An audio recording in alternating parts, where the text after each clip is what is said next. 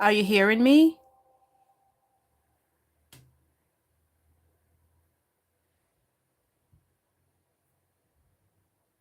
Let me know if you guys can you hear me?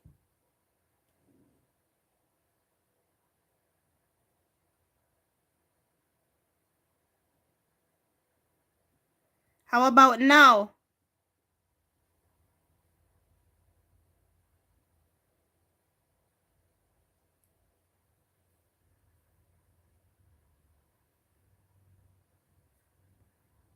Okay.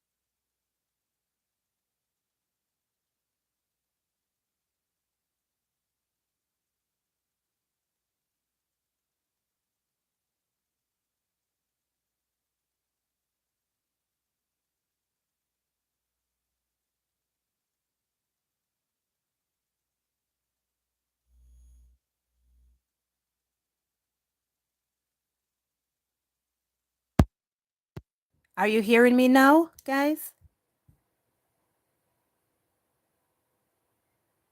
Let me know because I think it's probably the mic and I may have to not use it. How about now? Is the sound there?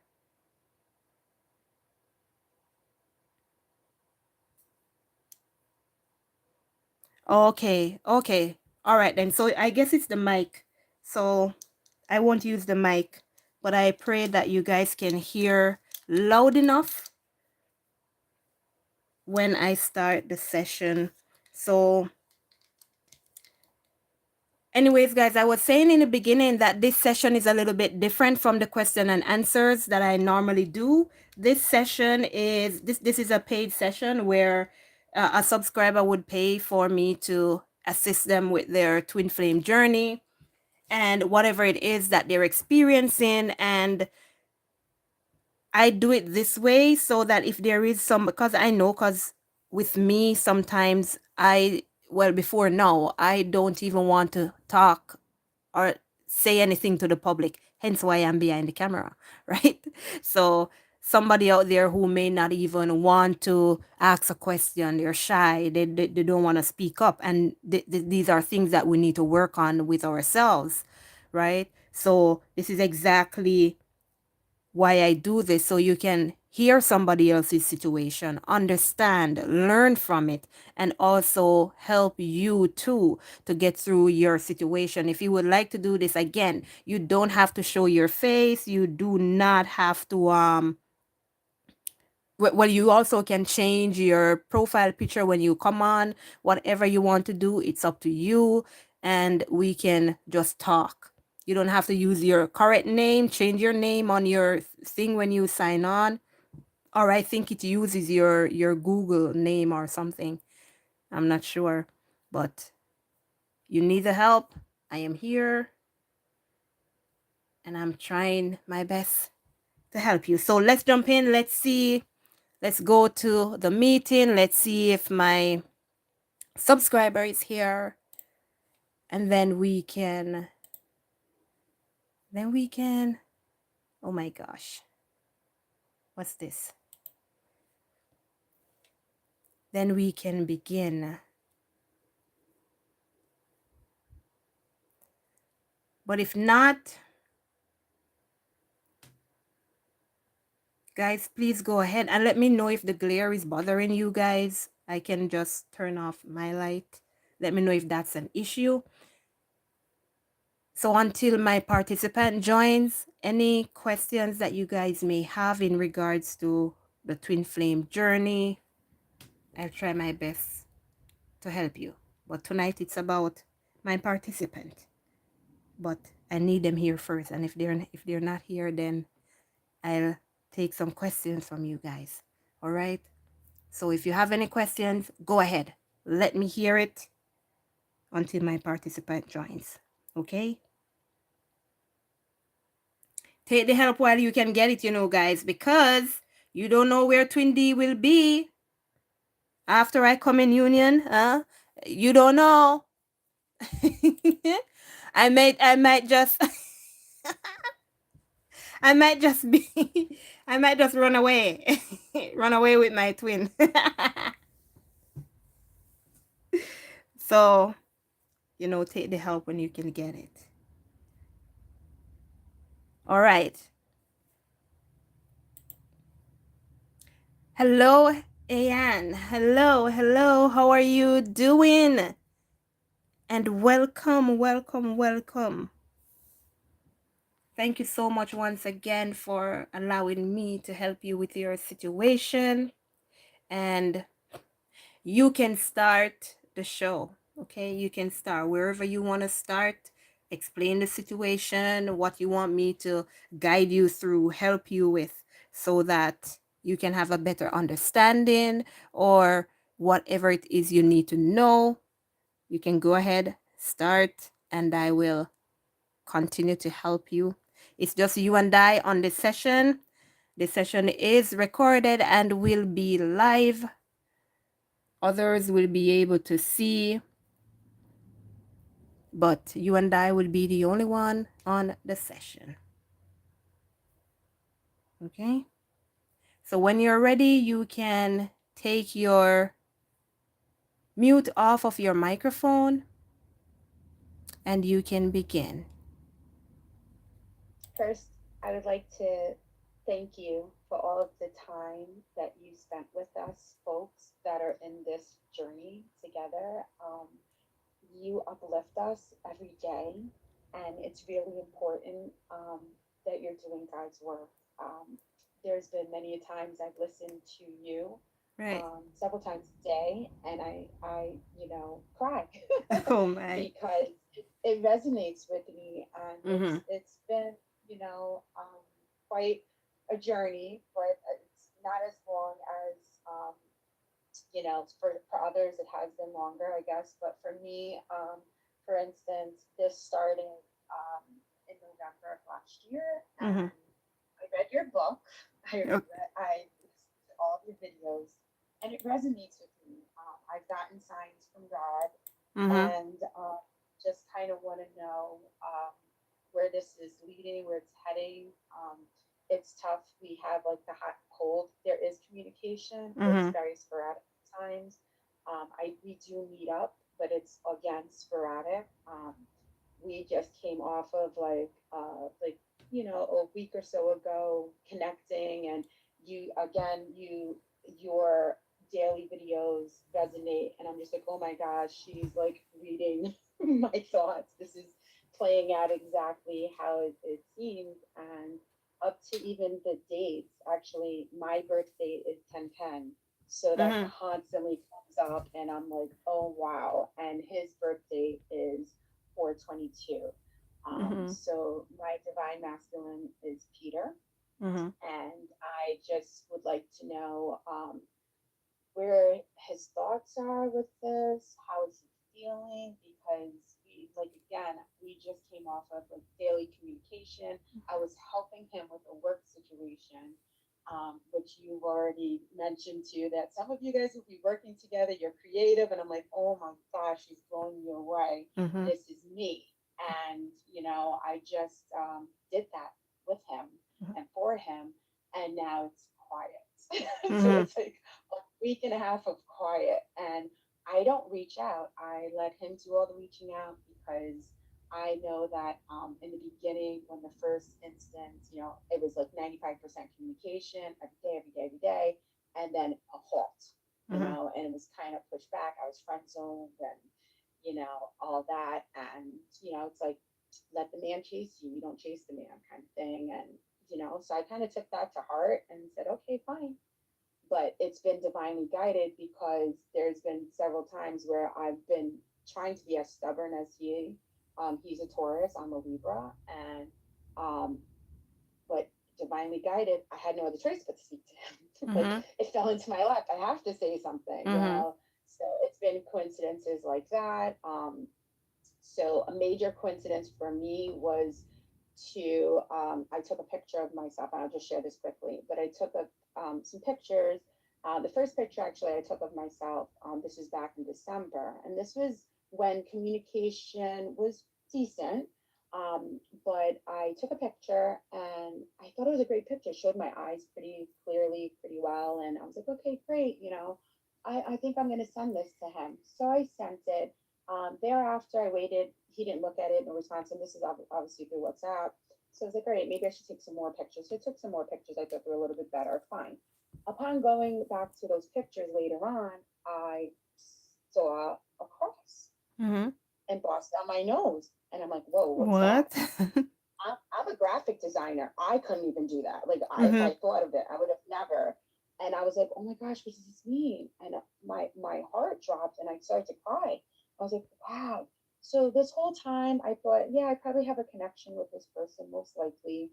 I was in a place where, I had just started talking to other people, other men, and they're out for a lot of weird stuff nowadays. So I thought maybe that's just the norm. And I was praying deeply, please, God, send me someone with normal. Mhm. Like, why can it be? And I was connecting with this person who was great, but he wanted so much. And it was just not my moral compass whatsoever.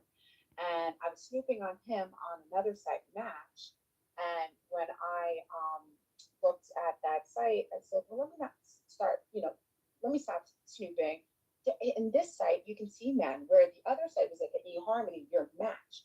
So I'm looking constantly at all these men, looking at names, what have you, and all lo and behold, I see a person. It says Peter and a last name, like together. And I go, okay, first of all, who would put their first and last name, right? And Mhm. then I'm like, hey, I know someone with that first and last name. So this was the irony of the whole thing. And I'm like, wait, is that him? It wasn't a headshot. I look at the picture, I open it up, and lo and behold, I know this person from 20 something years ago. Mhm. And I go, no way, this is a joke. Because when I saw him 20 something years ago, I actually saw that I was in my hometown, quiet, town.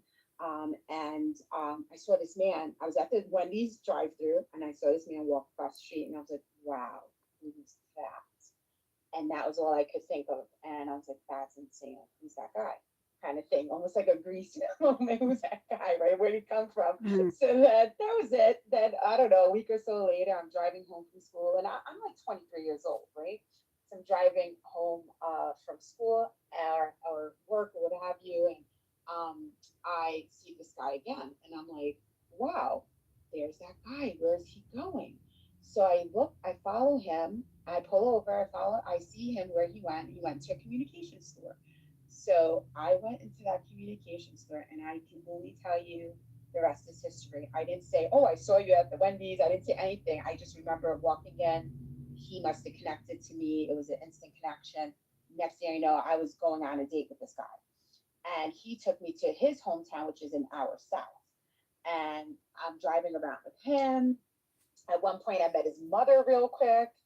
We had this like romantic kind of rendezvous. Like I felt getting to know you, like, wow, this is a great guy. I've talked to him a couple times before. I can't remember all the details because it was so long ago. But I remember going to a limo place, and I'm like, what is this? Like, what is this? What's going on here? What are we doing? And he looked over at me in the car and he said, I'm getting married. And my heart dropped. Mhm. And I was like, oh no. And he was like, I know. And he looked so sad. For people who literally just met, we were like devastated. I Mhm. sensed that. I felt that.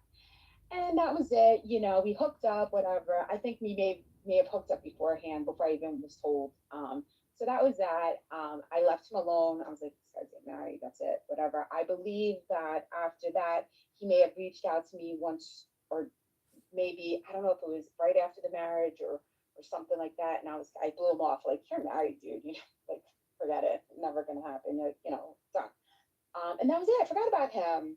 But then moved on with my life, and I had so the funny thing about this, I had another gentleman named Michael, who I had a good relationship with, deep connection with, and I was younger, of course. He cheated on me, got someone pregnant. So 11 months later, I ran into Peter.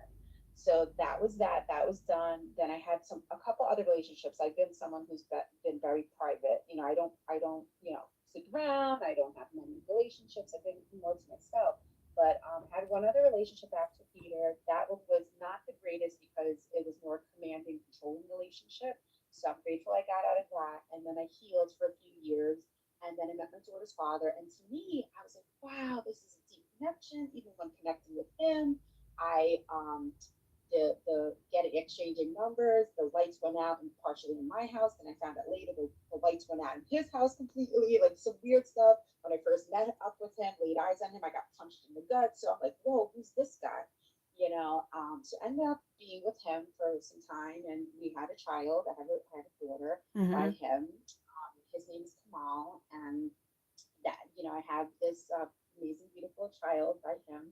And but he ran off. He left. He left right after, a few months after she was born. So I was Mm-hmm. like, all these years, I was like, wow, maybe he's my twin. And I just been mom. I just been being a super mom. Doing the best I can for my family and raising her and helping my parents and siblings, etc. And working and being amazing, empowering woman. So fast forward, then I 2020, everyone went through a lot of ups and downs with the whole COVID, and lo and behold, Michael. I dream of Michael. I dream of someone who's kissing me. Actually, I'll tell you this: in the middle of Mm-hmm. June of 2020, I released Kamal because I was holding on to Kamal, thinking wishing, praying he would come back. He never did. Mm-hmm. So I thought, in 2020, I have to release him. I was skeeved out with the whole COVID. I'm already a germaphobe, so I was totally skeeved. I'm like, Mm-hmm. I'm done. And then I dreamt one day, Michael, I was dreaming somebody who was giving me all this love. And I look up, they're kissing me. And I look up, I go, Michael, oh my gosh, I really haven't thought of him because I pushed him away. I pushed him aside, got someone pregnant. That was the end of that, fine. Actually, the only other thing that happened with Michael is that I had a bracelet of his and I sold it. My sister was selling some gold. I had sold that bracelet, and that bracelet, um, I sold it. And 2 days later, he called me after 13 years Mm-hmm. and called my home phone, same phone number, landline. And we spoke, and he told me like what he was going through, etc. He just had a second child by this woman he ended up marrying that got her pregnant, kind of thing. That's his Mm-hmm. now wife. And I'm like, oh, stick to that, hang in there, kind of thing, because he was telling me things about her, and I'm like, yeah, I'm still, going through some stuff with my daughter's father, but I'm like hanging in there, kind of thing. And that was it. We talked, and we said we would talk again. We never did. Fast forward 2020, in December, I have this dream. 1 hour later, my sister calls me and says, you would not believe who reached out to me on Facebook. And I couldn't even think it would be him. And when she told me, I was like, you gotta be kidding me. I literally just jumped him an hour ago. This is weird. So, anyway, long story short, we reconnected and we talked sporadically over a year. He told me I was the love of his life. He's never forgotten about me, etc., etc. And I think this was something that he had to do, I guess, in order to move forward. But during that year, with sporadic communication, he lives in Florida, I'm in New York. So it's kind of tough to connect. And because of COVID, I have a high risk home. So it wasn't like I could see him when he did come to visit, I wasn't able to do so. And that was that. So then he showed up eventually on Facebook with another woman. That broke my heart. I go, that's too bad. That's sad. My sister's like, oh, you're so beautiful. You need to get out there, take some pictures. I'll put you on my Facebook, kind of thing. And I was like, all right. And it kind of was good. It helped me inspire me to feel good about myself. And one thing in retrospect, now that I feel all of this going on, I'm sorry for jumping around, but I feel that he came in for a reason, Michael. And I thought that actually Michael was my twin flame up until a couple months ago. So I thought he came back to kind of help me, push me, get me out of like the frumpy mom zone, just dealing and stuff like that, and telling me about my worth and who I was back then, what an amazing person, how beautiful, and all these great attributes about me. And I was like, oh yeah, that's right. I forgot about that person Mm-hmm. because I kind of tucked that away to be a mom, to be super mom and superwoman and all those things. So it was great to have that. So that's when I started going back, on the dating sites and started looking around. And like I said in the beginning, I had talked to a couple guys, and they were just kind of a little bit out there, and prayed on it, and obviously still prayed and kept my prayers up. And then, so 11 months actually after the whole Michael thing, the second Michael thing, Peter came. God brought Peter to me, Mm-hmm. and I actually reached out to Peter. I sat in it a couple days, and then I reached out to him, kind of like, "Hi, do you remember me from the small town where I used to work back then?" And kind of thing. And we reconnected, and it felt so wonderful. It was great. It was like amazing. He was just like, "Wow, you're a diamond in the rough, like all this stuff." And we had like this super connection, and I saw a lot of signs, and even down to even my daughter, just little so it wasn't not only like numbers, it was more of actual statements and things. Like Mm-hmm. I asked him to play, for example, the Powerball. I asked him, if can you play the Powerball for our kids, because he has two actually. And he said, well, it's not a great idea to play. I go, no, it'll be our birthdays and our kids. He said, okay, fine. So I gave him the numbers, and I said, I don't know what we should do for Powerball. My birthday's 10/10. We could put 10. And he goes, well, my ex-wife her birthday's today. Maybe we'll put 7. I go, okay, fine, we'll put 7. So what comes out? 10 in the beginning and 10 at the end. Like, nope, not her. She's bumped out. It's Naya, Tyan, right? Mm-hmm. It's her, right? So then that comes out, and it was just amazing that that was a point for me to like look at and go, okay, this is something. And then I after that, like I said in the beginning, we had this picture that I took. So fast forward a couple months ago, I realized, wait, I remember taking that picture. And as I'm reading more about the twin flame connection, I realized, wait, it's not Michael. Maybe it is Peter.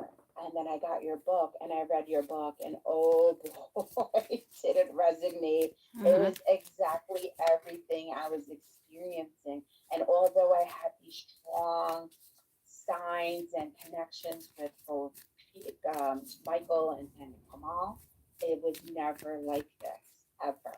And I know I did meet Peter 20 something years ago, and I thought, well, that's why we had that quick connection, but it wasn't time. It wasn't, we had to have our other relationships to bring our children into this world, and that's quite fine. That's amazing. Wouldn't change that at all. But the fact that God brought us back. So then finding out more information, more detail from your readings and from your book, I just was like, God brought me back to you. Now, Twin D, I spoke to you a Mm-hmm. couple years ago when you were at that time giving readings. Mm-hmm. And I just heard you say the other day, yeah, that's why I don't do the karmic readings anymore because you totally told me, Mm-hmm. I'm sorry, they're not your twins. You basically, in other words, told me no. And Mm-hmm. you actually told me 2 years ago, Mm-hmm. it was almost to the day in June, 2 years ago, that Michael, there was going to be a third party interference. And I thought, oh, the ex wife. And you were kind of like, no, third party interference. And you were absolutely right Mm-hmm. because he showed on Facebook with another woman. So you were absolutely right. Yep. And as I was going through this before I reconnected back with you and I started reading, I was like, wait, I gotta go back to that lady. I gotta go back to Swifty. I have to go back to her. This is oh my gosh, it's like a epiphany, right? Mm-hmm. And then I started going back to your channel. I'm so sorry I left it, but I did leave it. It hurt. I had to, I don't know. It hurt so much. I was like, oh, she doesn't believe in it. Like, no. And the Mm-hmm. funny thing is, back then when I watched your channel, I felt things resonated with the other two. because Mhm. obviously somebody's a karmic. Maybe I had a contract with my daughter's father. Mhm. These were soulmates, karmic connections, what have you, right? Right. Um, that's why I did feel some connections when I would listen to your videos. But then I had to, after speaking with you, and we had a very good conversation. I still have the notes. I wrote so much, and I was able to then still never forgot you. Said I have to go back, and let me tell you, when I went back to your channel, and Mhm. from that day forward to today, every single reading has resonated with me, Mhm. especially the ones that I even asked you for private ones, Mhm. a couple, and those resonated with me as well. You are so spot on. You are gifted, talented, and amazing. We That's are cause all God's blessed to awesome. Yes, we are all blessed to have you, and like on a daily basis. I love even when you curse sometimes. I'm like, right on. That's like, I love it because that's how we feel. It's a passion, right? Mhm. So we're like, what's going on? So something you had said, and you were talking about 222 or something it was, and I go, oh yeah, I remember I took that picture with the cross on my nose, and that was in December. So I'm gonna go back and I'm gonna go look at that date. It was December, that's right. And when I looked at that date, I took that picture on December 2nd of 2022. Mhm. And it blew my mind. But you know what else? I was able to look at the timestamp. And when I tell you the time was at 12:22, I'm like, Mhm. no, no, this is Mhm. insane. So that was my aha moment a couple months back where I was like, no, it's him. It's Mhm. Peter. And like again, when I went through your book and I read your book and I read those your videos on how do you know if you are a twin flame, Mhm. everything resonated, and you would constantly say it's not one or two things, like you have to have Right. many. I have them, and I'm just blown away, Mhm. and I'm like, oh my, does he know this? Does he feel the same way? Mhm. So For sorry, sure. just to step in a little bit. So Yeah. you had most of the 15 signs from the book. Yes.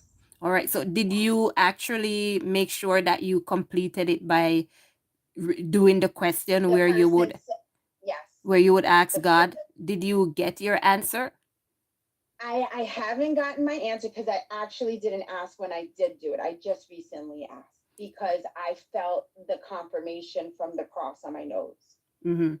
And then when I went back, not only when I went back, I think you may have said it in one of your readings to go back and remember to do that. And I was like, technically, I didn't do that. So I most recently, a couple weeks ago, did ask. I Okay. haven't received it yet, but I did ask. But I always feel and have felt that that sign there with the cross Mhm. was something, and not only that, it was just little things. Like I remember in the beginning too, my daughter being cold, and I was warm, and I just came out the shower, or earlier I had taken a shower, and I was listening to some old time music, and one song was a perfect combination. Johnny Gill with Mhm. a lady, I forgot her name, but anyway, very good song from back in the day. I love 80s music. And then I remember just hearing that song. Wow, I remember that song. And later on, my daughter told me, Mommy, I'm cold. Oh, you're so warm. And she said, perfect combination. I was like, whoa, like where did this come from? And she Mhm. doesn't talk like that.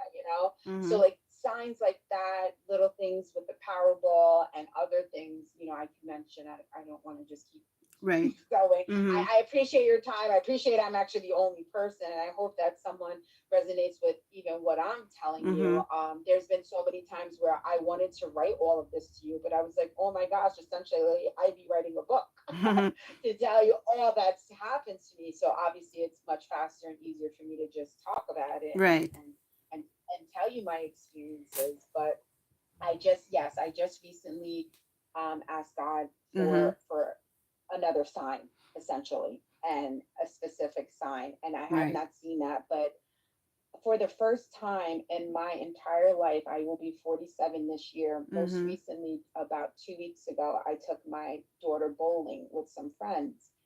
And he's always on my mind, Peter, of course. And she had a great bowling date with her friends, and we walk out of there, and I saw a full rainbow, like Mm-hmm. the most beautiful rainbow I've ever seen, huge, like an actual full rainbow from side to side. I've never seen that. Usually see a portion of it, or something I've seen only. I've never seen that full. So there's just been a lot of signs and Mm-hmm. positivity, I feel. Even with us, the only time Peter has said anything about his feelings has only been when he's alluded to a couple things. So Mm-hmm. back, I would say back in February, when I felt like all was said and done, like there was nothing more to like talk to him about. I just kind of was like, okay, I guess that's it.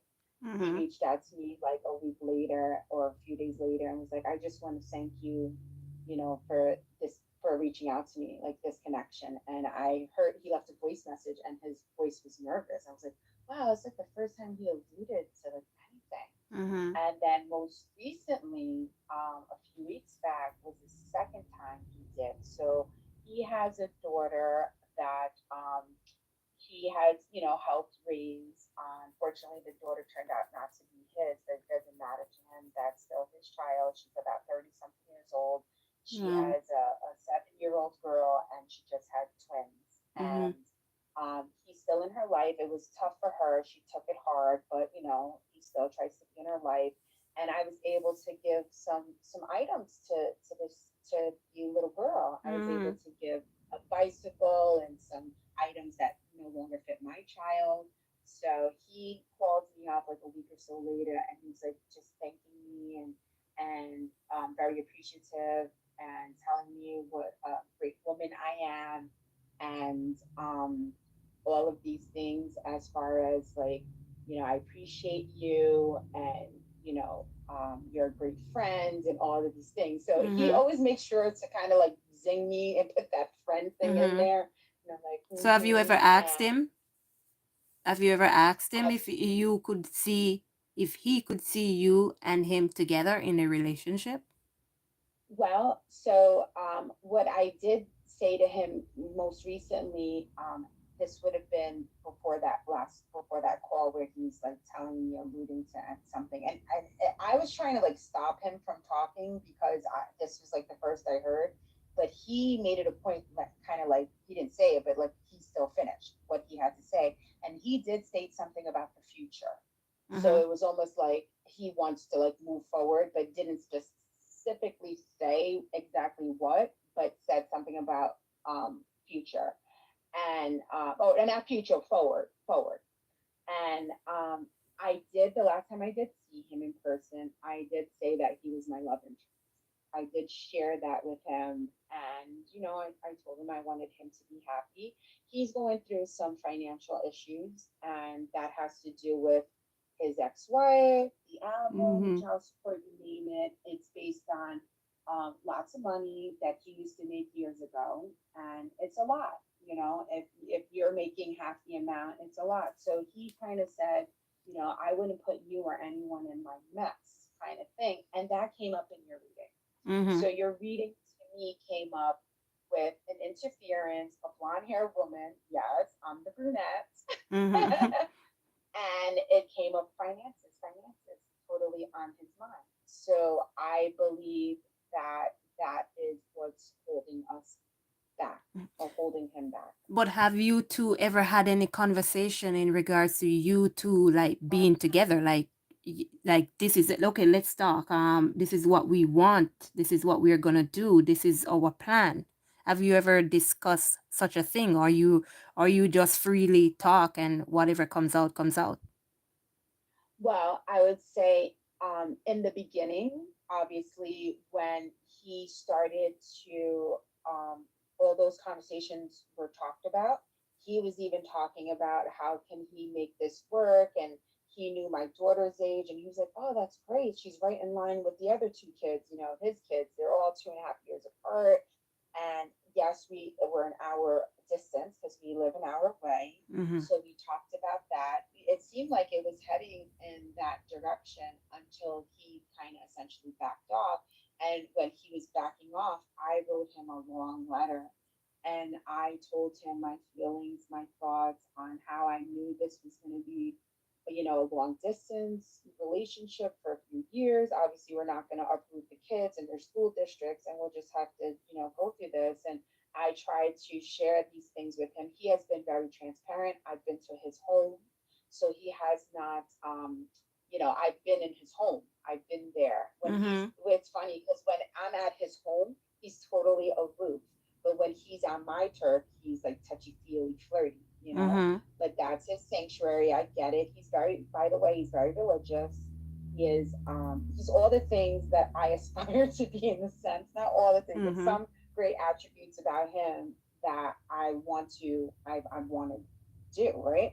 So one is religion, right? He's very religious. I'm more spiritual.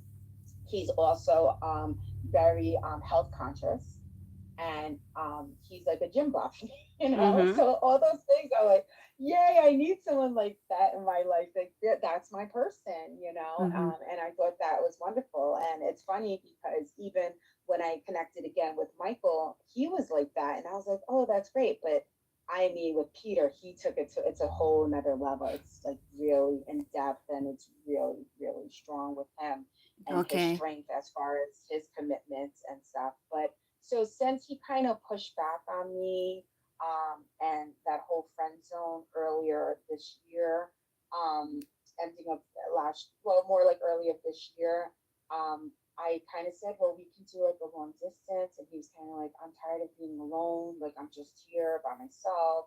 My kids are getting older, kind of thing. I then, it's kind of like, well, I hope that you find what you're looking for because I I'm beg your not pardon. uprooting. Huh? I know. Like, Yeah. you want this man, Yeah. and you're gonna tell him that you hope that he finds what he's looking for. I wouldn't call you either. Anne, let me tell That's what you I did something. say. That's what I did say. You want But something? then, you know what he did?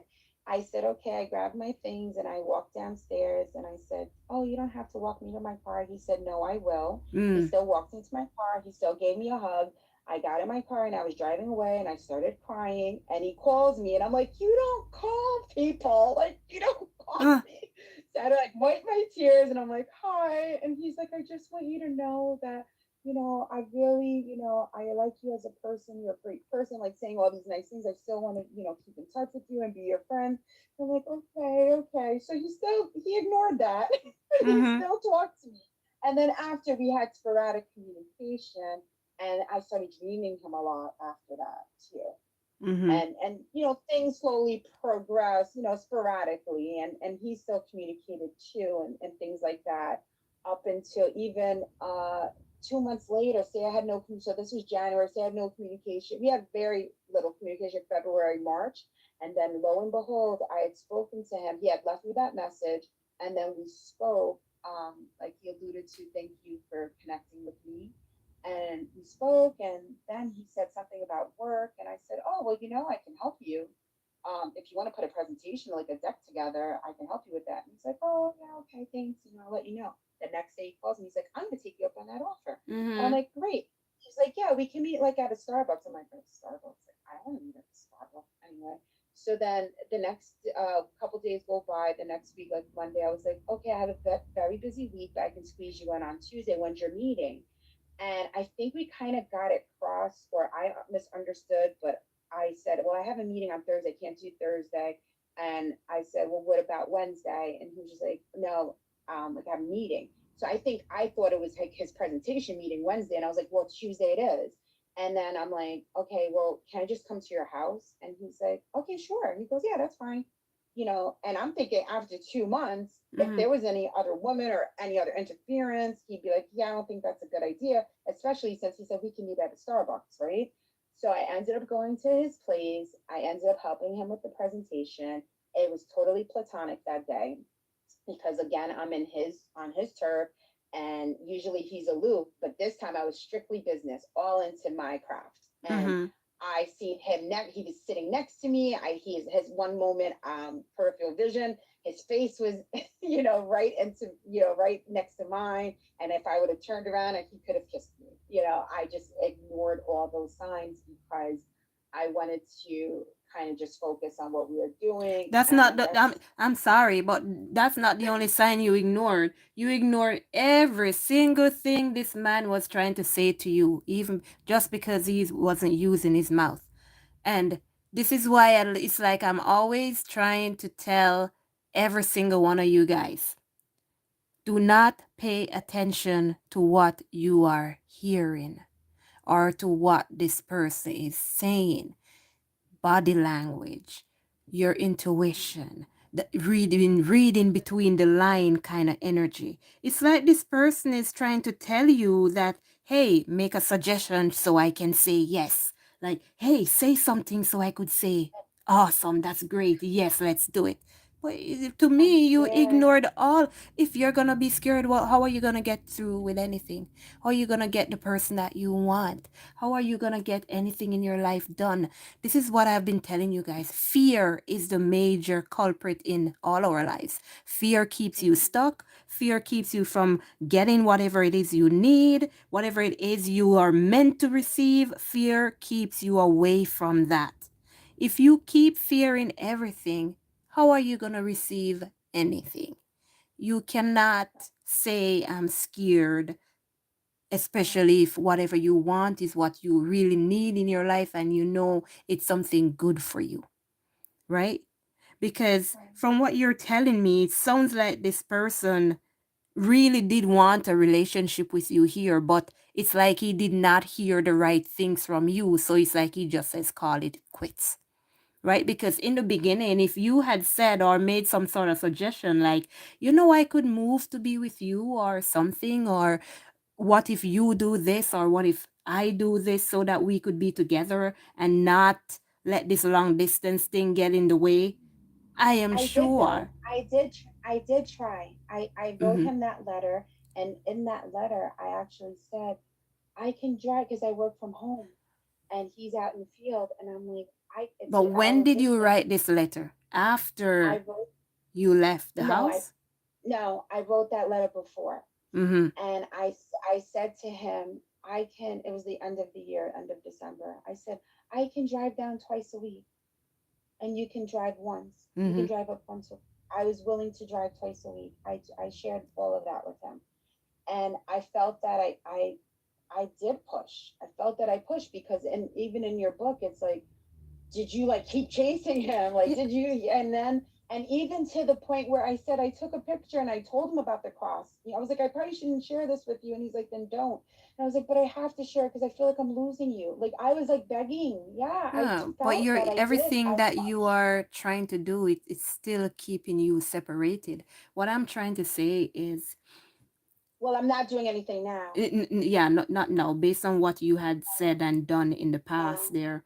So right. even if you say that I could drive down, you're not with this person. It's still like you are separated from them. You're in separation, right? Mhm. So why drive back and forth when we could be together one place, whether he moves with you or you move with them? The thing is, someone has to give up something in order for a relationship, a connection to really work. It's like you can't have what I say, you can't have your cake and eat it too. I mean, you can't have your person over there, and because you work here, you're going to say, I prefer my job more, so I'll keep my job and then I'll drive to see you, which is less important than my job. And it's like that's how it's like they're gonna view it. Like, okay, your job's more important, or whatever it is, or wherever it is more important than me. Okay, that's fine then. That's fine. I don't have to like make any suggestions because men as well as us women, they will have that fear as well to take that step to tell you their feelings, to tell you what they truly want and need. But if both of you are scared to express yourselves, then nothing is going to get done. Someone has to brave up. And I guarantee you, when somebody braves up, it's going to be like a weight off the other person's shoulder to step in and say, oh my God, that's exactly what I was thinking.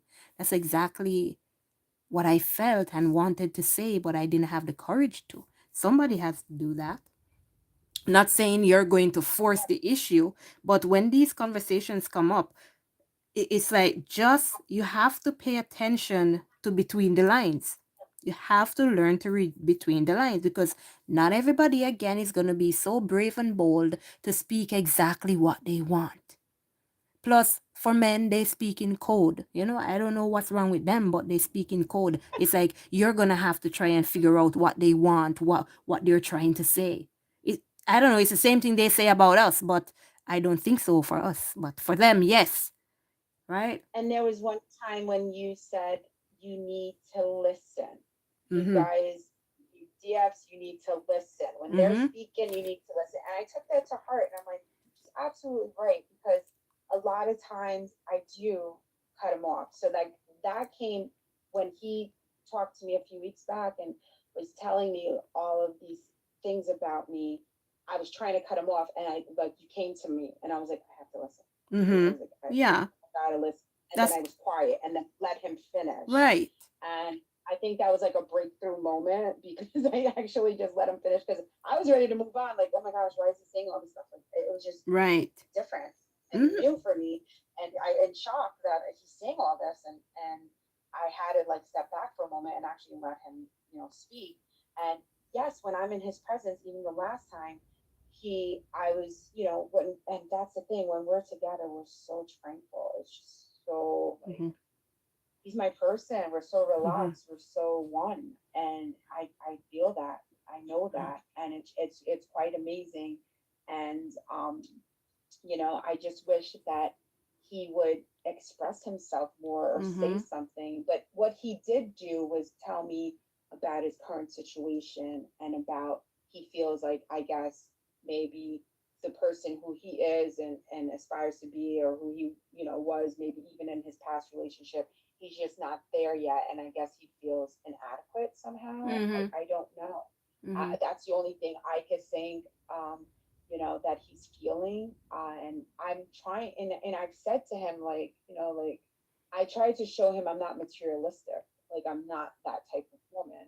Mm-hmm. Even I remember, he had to take a call. We were at a place grabbing lunch once back, and kind of like even in the beginning, and he had to take a meeting call. And I was like, oh, yeah, I can go to the nail salon, go get my nails done. I didn't go ask him for money. I have my own money and got my Mm-hmm. nails done, got manicure and pedicure. And it Mm-hmm. crossed my mind, like, I wonder if he's even used to that. Like, Mm-hmm. maybe he's used to, someone asking, for, hey, do you have the money for my nails? Because there's women out there, I know Mm-hmm. plenty of them, Mm-hmm. but I'm not like that. I try to be as independent as I am. And so I mean, I think for sure there's definitely a connection. I feel that there is love. I feel that. I know that. I see how he interacts with me. And one thing you're constantly saying is they won't look at you. And he doesn't. But the last time he did, and he kept saying, he said a few times to me, you look good, Mm-hmm. look good. And I'm like smiling, like, thank you. So I don't know. I guess that's his way of, you know, complimenting me or telling me a little bit about his feelings. Mm-hmm. But he's very rigid. He's very rigid and he's very reserved. He, he is. Exactly. I'm Yeah. glad you said that because once you Thanks. said that, then you must observe this person and know what a reserved person is like. So, what you are going to have to do is pay attention to this man. You're going to have to pay attention to his feelings. You're going to have to pay attention to his mood. You're going to have to pay attention to his likes, his dislikes, everything, because if he's that way, that means he's not going to be able to express himself as he wants to. And this could have been something in his past relationship as well, where, because if that's his personality, it's going to be a constant thing. And maybe that person never appreciated him the way he was or used him because he was that way. So now, to make a difference, you're going to have to be able to read this person like you know the back of your hand. You're going to have to pay attention to this person, right? And when things happen, like do not like say I'm the reason, I'm the cause, is it me? You have to now start to look at what does he mean, what is he really feeling at the time. You're just gonna have to like go and try to put yourself in his shoes and see if you Right. can truly understand this person, because he's not going to talk and say exactly what he means because he's not that kind of person. So it's like, as I said before, like he's leaving everything up to you to figure out, right? So, Yeah. but if you put behind the anger and the hurt or whatever you're feeling because he said something, because sometimes they may say something and it comes out the wrong way. And then when they see your reaction, the next Hmm. time they're not going to say anything because everything I say comes out wrong and I'm going to hurt this person. So it's better that I don't say anything at all. So you're going to have to listen to this person, pay attention, most importantly. Pay attention to them. And I feel all of our connections, every time we do meet, every time we do speak, it's always great. I've mhm, never felt friction, only that time mhm, where it was like I wanted more and he was like, pump the brakes. He was mhm, just like, whoa, and obviously, yeah, I felt some sort of way. I was in my feelings. I mhm. felt that, I guess fine, he doesn't want me, or, Right. okay, it's not me. And one thing he did say was, you have to let the man chase you. Mhm, mhm, Like, you don't chase the man. And mhm, I was just kind of like, I'm not chasing you. And then I mhm, was just like, oh, that's bad. Like, if mhm. he said that to me, and I took that to heart, and you're Right. right, I have to let it go, because that's constantly in my mind, even to this day. Like, I was working with him, like I said, just a week or so ago. Last time I spoke to him was August 3rd. And just before that, days leading up to that, I was helping him with a work project, something for him. And even when I had to call him and reach out and say, hey, I have a draft for you, I was hesitant to do that. But I was like, I had to remind myself, no, it's okay to call. It's okay to send him a text to say, hey, I have this for you. When you get a chance, you can let me Mhm. know, and we'll, go through it together. But even that was like a hesitation. So now I don't have anything else for him. Like, Yeah, so I don't now have any other now that things you to don't say to him. have anything for him or nothing to do with him, then that's what it is. You're just gonna have to keep yourself to yourself, do you, until he has something for you. And then he'll contact you. He'll wanna be around you. But I wanna say to you that whenever somebody tells you what they want, you have to listen. And that's exactly what, well, not only on the twin flame journey, in every relationship, when somebody tells you what they want, you have to listen.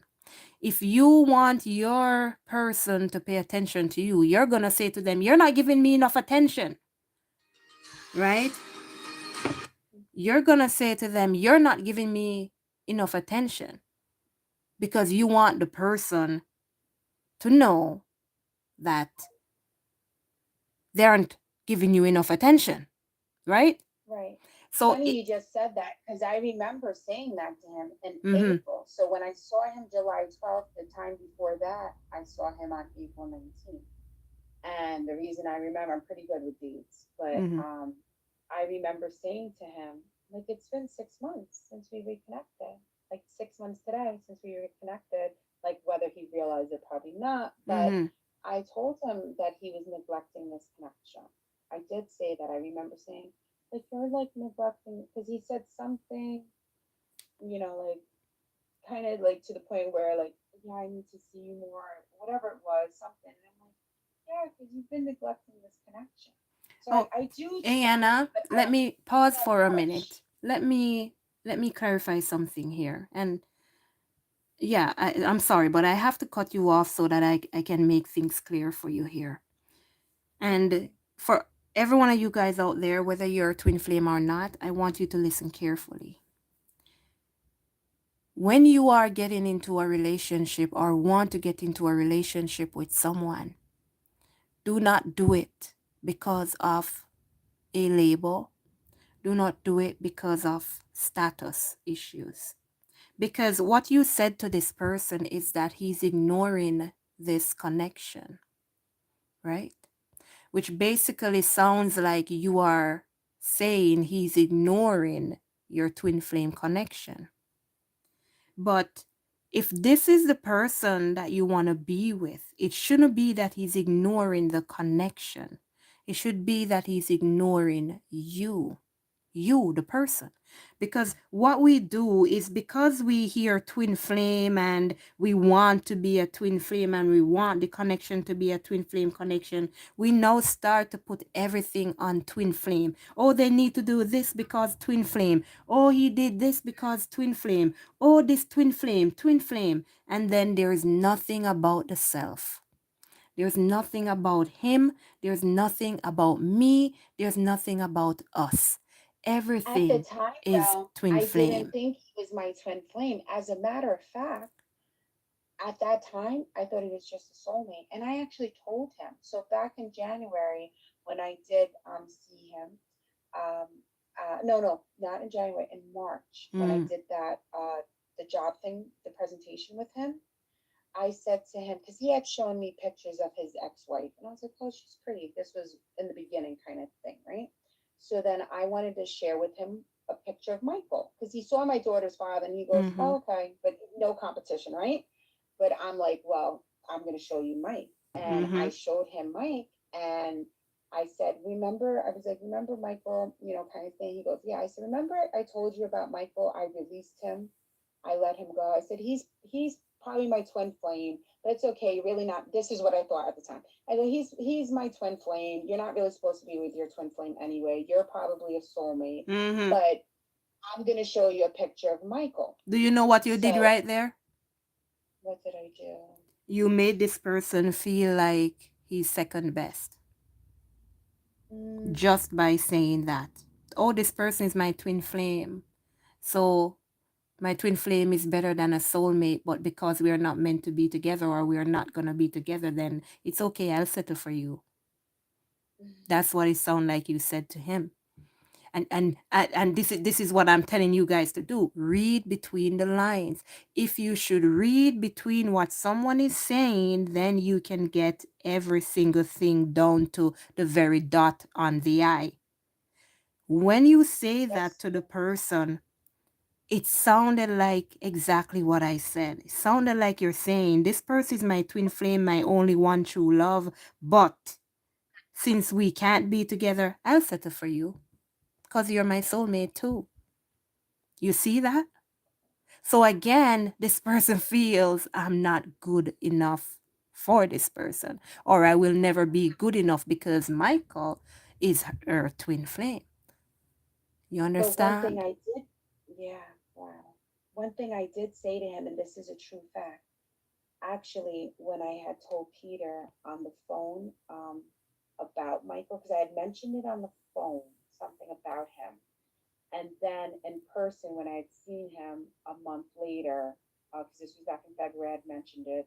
And then a month later, when I saw him in person, I had pictures. I wanted to share with Peter pictures of me from when I was younger, when I met him during the time where I met him to see what I looked like, even with college years and a couple years after, because I didn't have that, we didn't talk for 20 something years, right? Mm-hmm. So I wanted to share that with him. But one thing that actually happened was after 1 year and 3 months, after I talked to Peter, literally days later, Michael reaches out to my sister on Facebook after 1 year and three Mm-hmm. months after he showed up on Facebook with the other lady. And my sister at the time reached out to him. He never responded to my sister. Mm-hmm. I had spoken to Peter about him a week or so later. He reaches out to my sister to write a message to me. Please tell your sister that she's an amazing, beautiful soul. Any man should be happy to have her. I'm sorry that things in my life didn't, work where it would have aligned, where we would have had a chance. But please let her know that she will always be someone that I will love no matter what, whatever.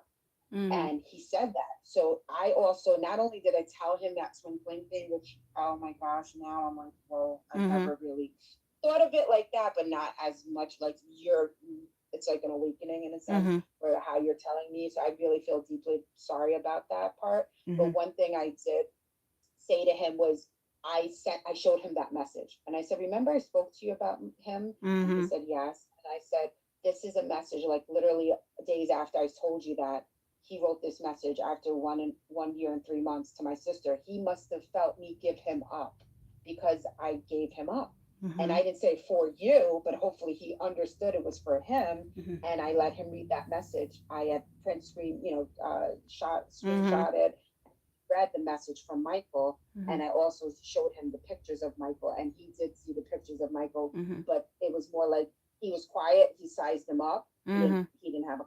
He didn't have a comment. Mm-hmm. He didn't say Yeah, anything. because you're like, look at this. You're like, I wanted to be like, I had a, like, my brother's father's handsome, but when he saw him, he just kind of like, oh, okay, fine. But because Peter's quite, oh my God, he's amazing. But mm, he's really hot. He's really hot. But yeah.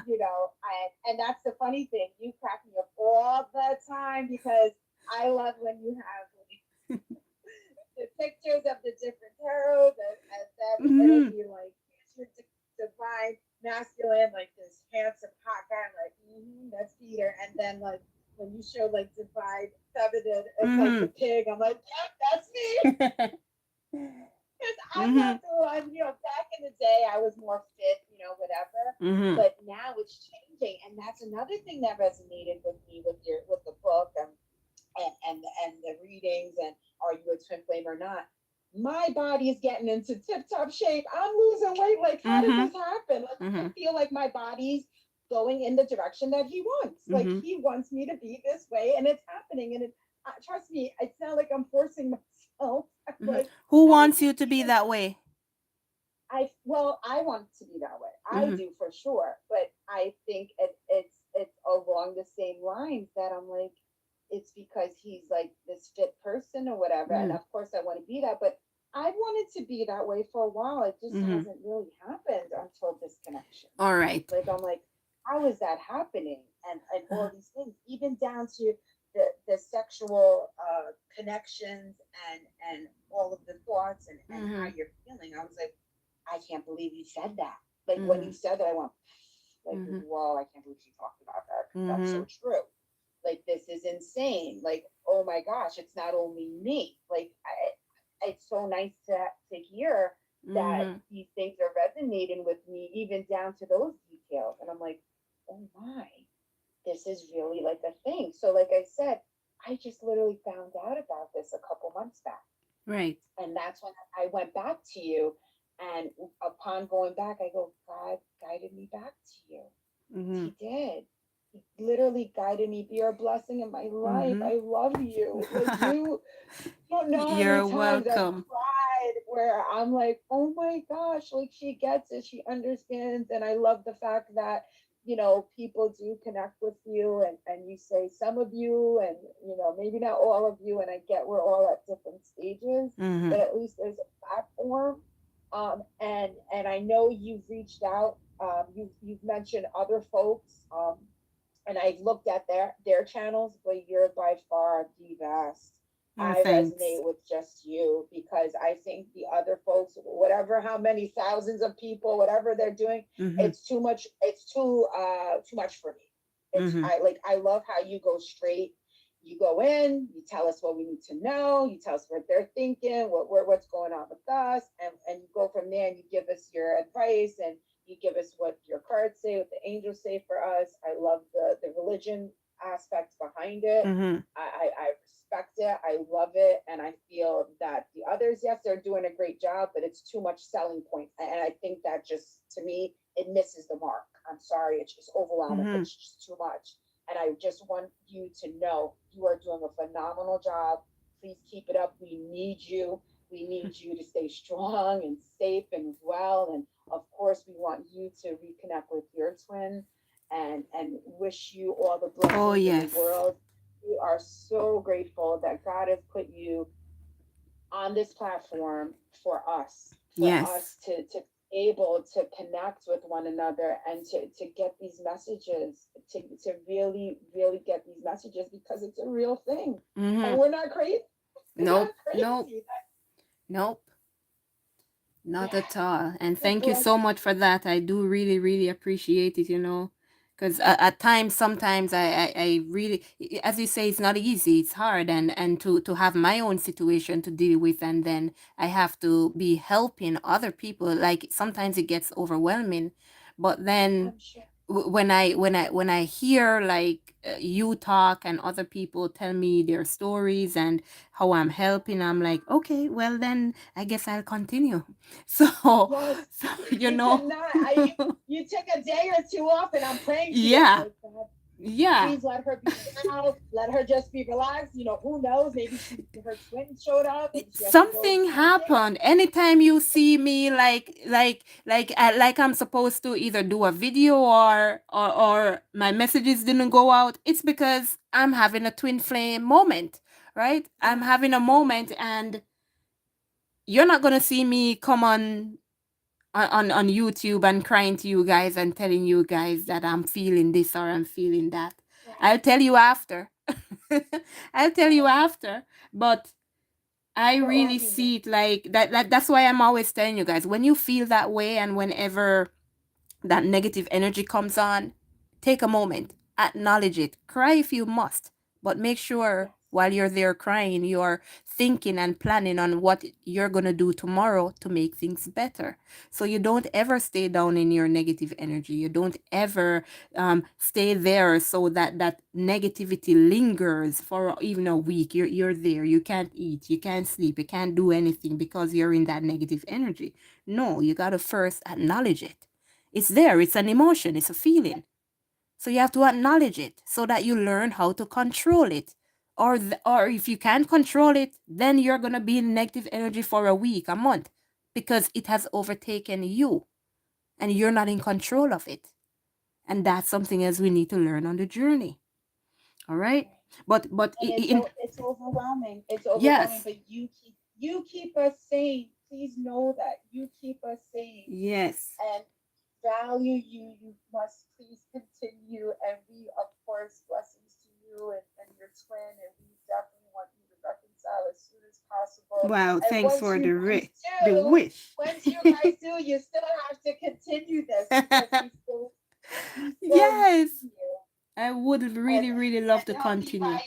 he'll be by your side along the process. But You know, I'm just in awe of you, and just knowing that what I've gone through just the last couple of mm-hmm, years, my journey just to get to this point, even having a read with you a couple of mm-hmm, years ago, and your insight then. You told me in the cards, you told me everything I mm-hmm, needed to know then, and I had to walk away because it hurt, but it was the mm-hmm. truth. Yes, and It was another the thing truth. in regards to Brought me that, back. you know Mhm. the reason, and everyone listen up again. The reason why soulmates they enter our lives over and over, and this is why sometimes we mix them up with being a twin flame. The reason why these soulmates enter our lives over and over and we feel this immense connection with them is because you are connected to your soulmate, and you are worse connected with them when you have intimate relations with them. And this is the very reason why God doesn't want us going around and being with everybody, because everybody you go and be with, you are now connected to that person. Because if you think about it, you're sharing that person's body, that person is sharing your body. And the connection never leaves, it's always there. And that's why you are always connected. That's why they can come back in your life. That's why you can dream about them. That's why they're always showing up. That's why sometimes when you think about them, they're there. And it's because you're connected. That's why I always say, guys, make sure that when you do your twin flame test and the signs, you make sure that you get your answer from God. That's what's going to clarify everything. Because you could have a connection with someone, but this person is a soulmate. So, Miss Ayan, make sure you get that sign from God, because this sign that you will get will clear up everything for you, and it will allow you to treat your situation differently.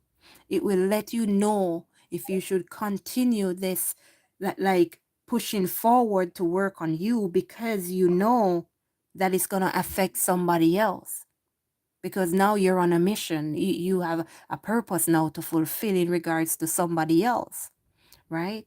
Because our divine masculines are waiting on us to heal so that they can escape their situation. It's us that's going to bring them out.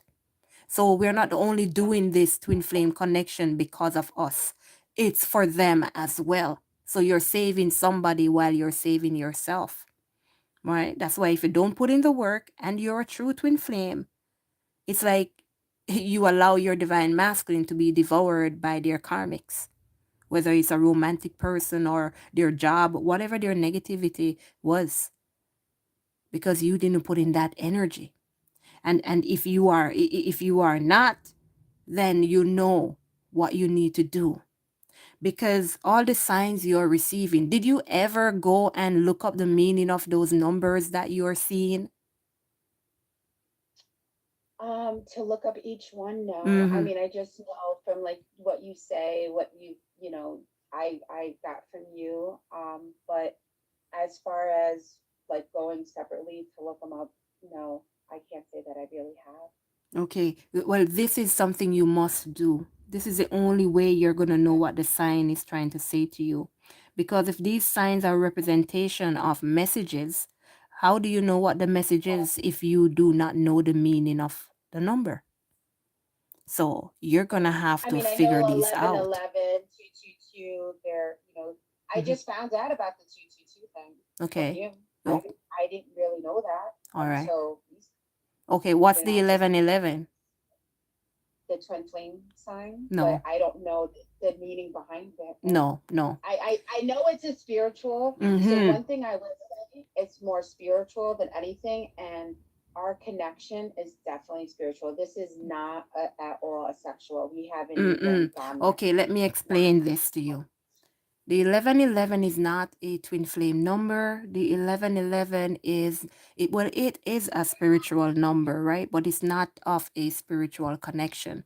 The 1111 is a sign of a new beginning. It is a sign of doors opening, new doors, a chance, a way of something becoming better, something new coming in. It's like you moving from one place to the next. That's what the 1111 is about. It's like a rebirth, a newness that's coming in, right? And new doors are opening, like things are finally becoming stable, right? So that's what the 1111 is about. And that's why I say, not because you're seeing 1111, and I have that I video don't too. see. I see more 222 with us than 1111. Okay. But at the same time, do you know that for twin flames, you have to see the 1111? Because seeing that 1111 is your awakening. It is a sign of your awakening. And it's Right. only when you've met your divine masculine, that's when you're going to have the awakening. So you're not going to be searching for your twin flame before you've met them. You're not going to know about the twin flame connection, the twin flame journey. You're not going to know about masculine, you're not going to know about feminine. You're not going to know anything about the twin flame at all until after you've met this person and you've had your first separation, right? Because Right. what's happening here is your divine masculine is the one that's going to awaken you. And without your divine masculine, you cannot be awakened. They are that trigger that's going to awaken you.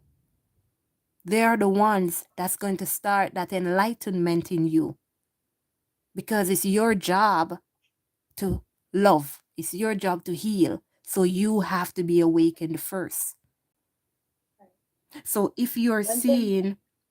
if you're seeing these numbers and 1111 before you've met this person, you have to really make sure that they're your twin flame, because only after you've met your twin flame will you see 1111 And will the signs and numbers start to appear? Because as I said, they are your gateway to awakening. Without the masculine, there's no awakening. Because I'm when sure, you when right? you gave me that, you gave me two readings, Mm-hmm. personal readings, Mm-hmm. and your first reading 1111 came up, Mm-hmm.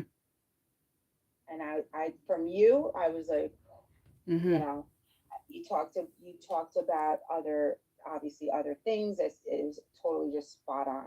So Mm-hmm. to me, that was a sign. You're constantly, my birthday's 1010, so those numbers to me resonate because of Mm-hmm. the 1010. And it's not only like, oh, you say it, I'm like, yay, that's it. Mm. It's at that specific right moment where I'm Mm. like connecting, and then you throw it out there, and I'm like, oh my gosh, how does she know? Mm. But remember How that does she? what's happening in a reading is that I'm reading you, and I'm reading your person that's connected to you that you want the reading about. So I am tapping into your spiritual selves. I am tapping into that wavelength that's connected between you two. So I am gonna see everything that's going on. I am gonna be able to tell you what's happening, and most importantly, what I'm getting is coming from God. And remember that God knows everything. So He's going to let me know what I need to know about you too, so I can tell you in order for you to fix what's happening. And like I said, if I had mentioned that the 1111, it clearly that's to me, that's telling you that there's something here that's happening, like a rebirth, something new is happening, like a new door is going to happen. Something's going to happen here for you. But at the same time, when these signs happen, I do not want you to like associate the sign to the person. I want you to Right. associate the sign with yourself. Yes. And that because everything that's happening is about you. You cannot walk another person's journey for them. Doesn't matter if they're your twin or you're connected or whatever. You can't walk their journey for them. You can't walk their path for them. You have to walk your own path. Everything that has to do with the spirituality and you awakening, it has to do with you. The twin flame journey has to do with you individually. Everything the feminine has to do, they have to do it on their own. That's why there's separation, because you have to do it on your own. Right. And then And there's you're a lot to let you know, there's a lot that I have to do in my life, down right, to you like, some of you have to organize your house and clean up, and I'm right. like, oh my gosh, he's so right. Gotta get rid of the blight, right? Yes, And donate and this and that, all the things that we hoard, right? We gotta get rid right, of that. Oh my gosh, so right. Another thing that connected with me, and oh, what an epiphany it was. I love the message where you broke down how they're the heart and we're the brain. right, right. Oh wow, that was so. Oh my gosh, that was eye Yes. opening. I hope everybody And got it. I've watched that a couple of times, and I would, yes, everyone needs to really look at that, and really look into it, because to me it resonated with me, and I'm like, oh my gosh, this is so true. And that broke it down for me. Like, yes, I see that, because here's the other thing. He has shared a lot with me in the beginning. Mm-hmm. He was totally vulnerable. He told me a lot of personal stuff. He shared a lot with Mm-hmm. me. Mm-hmm. I don't, and I'm saying, yes, he's rigid, he's this way and that way, but he, very people person, very nice, funny, happy go lucky, loving, caring person. You can see that. I hear his conversation with work folks, his children. I see that all in him. But with me, because of who I am, he can't hide in a sense, Mm-hmm. even when he tries. So when you say they can't look at you, I'm like, I get it. Mm-hmm. I get it, because we know, we kind of know. So he's totally vulnerable with me. And I'm thinking, is he like this? He can't be like this with everyone. He can't be telling people all of this Mm-hmm. business, Mm-hmm. all these personal things. I don't see him like, I see him almost like an open book. But Right. now, where we are, it's kind of like, I don't know. It's still separation. We're still not there. I'm hoping. I listened to your readings of the last few days, and you're like, get ready, they're coming. And funny thing is, back in July, you're like, they're coming in fast, they're coming in fast. And I swear to goodness, the next morning he's like, hi, I'm in your town. What are Mm-hmm. you doing today? Do you want to go to lunch? And I was like, whoa, she wasn't joking. Like, oh my gosh, things like that just kind of pop up, Mm-hmm. So again, you know, your readings, they resonate with me, and I'm just like everyone else. I pick me, Mm-hmm. like I hope it's me, I hope it's me.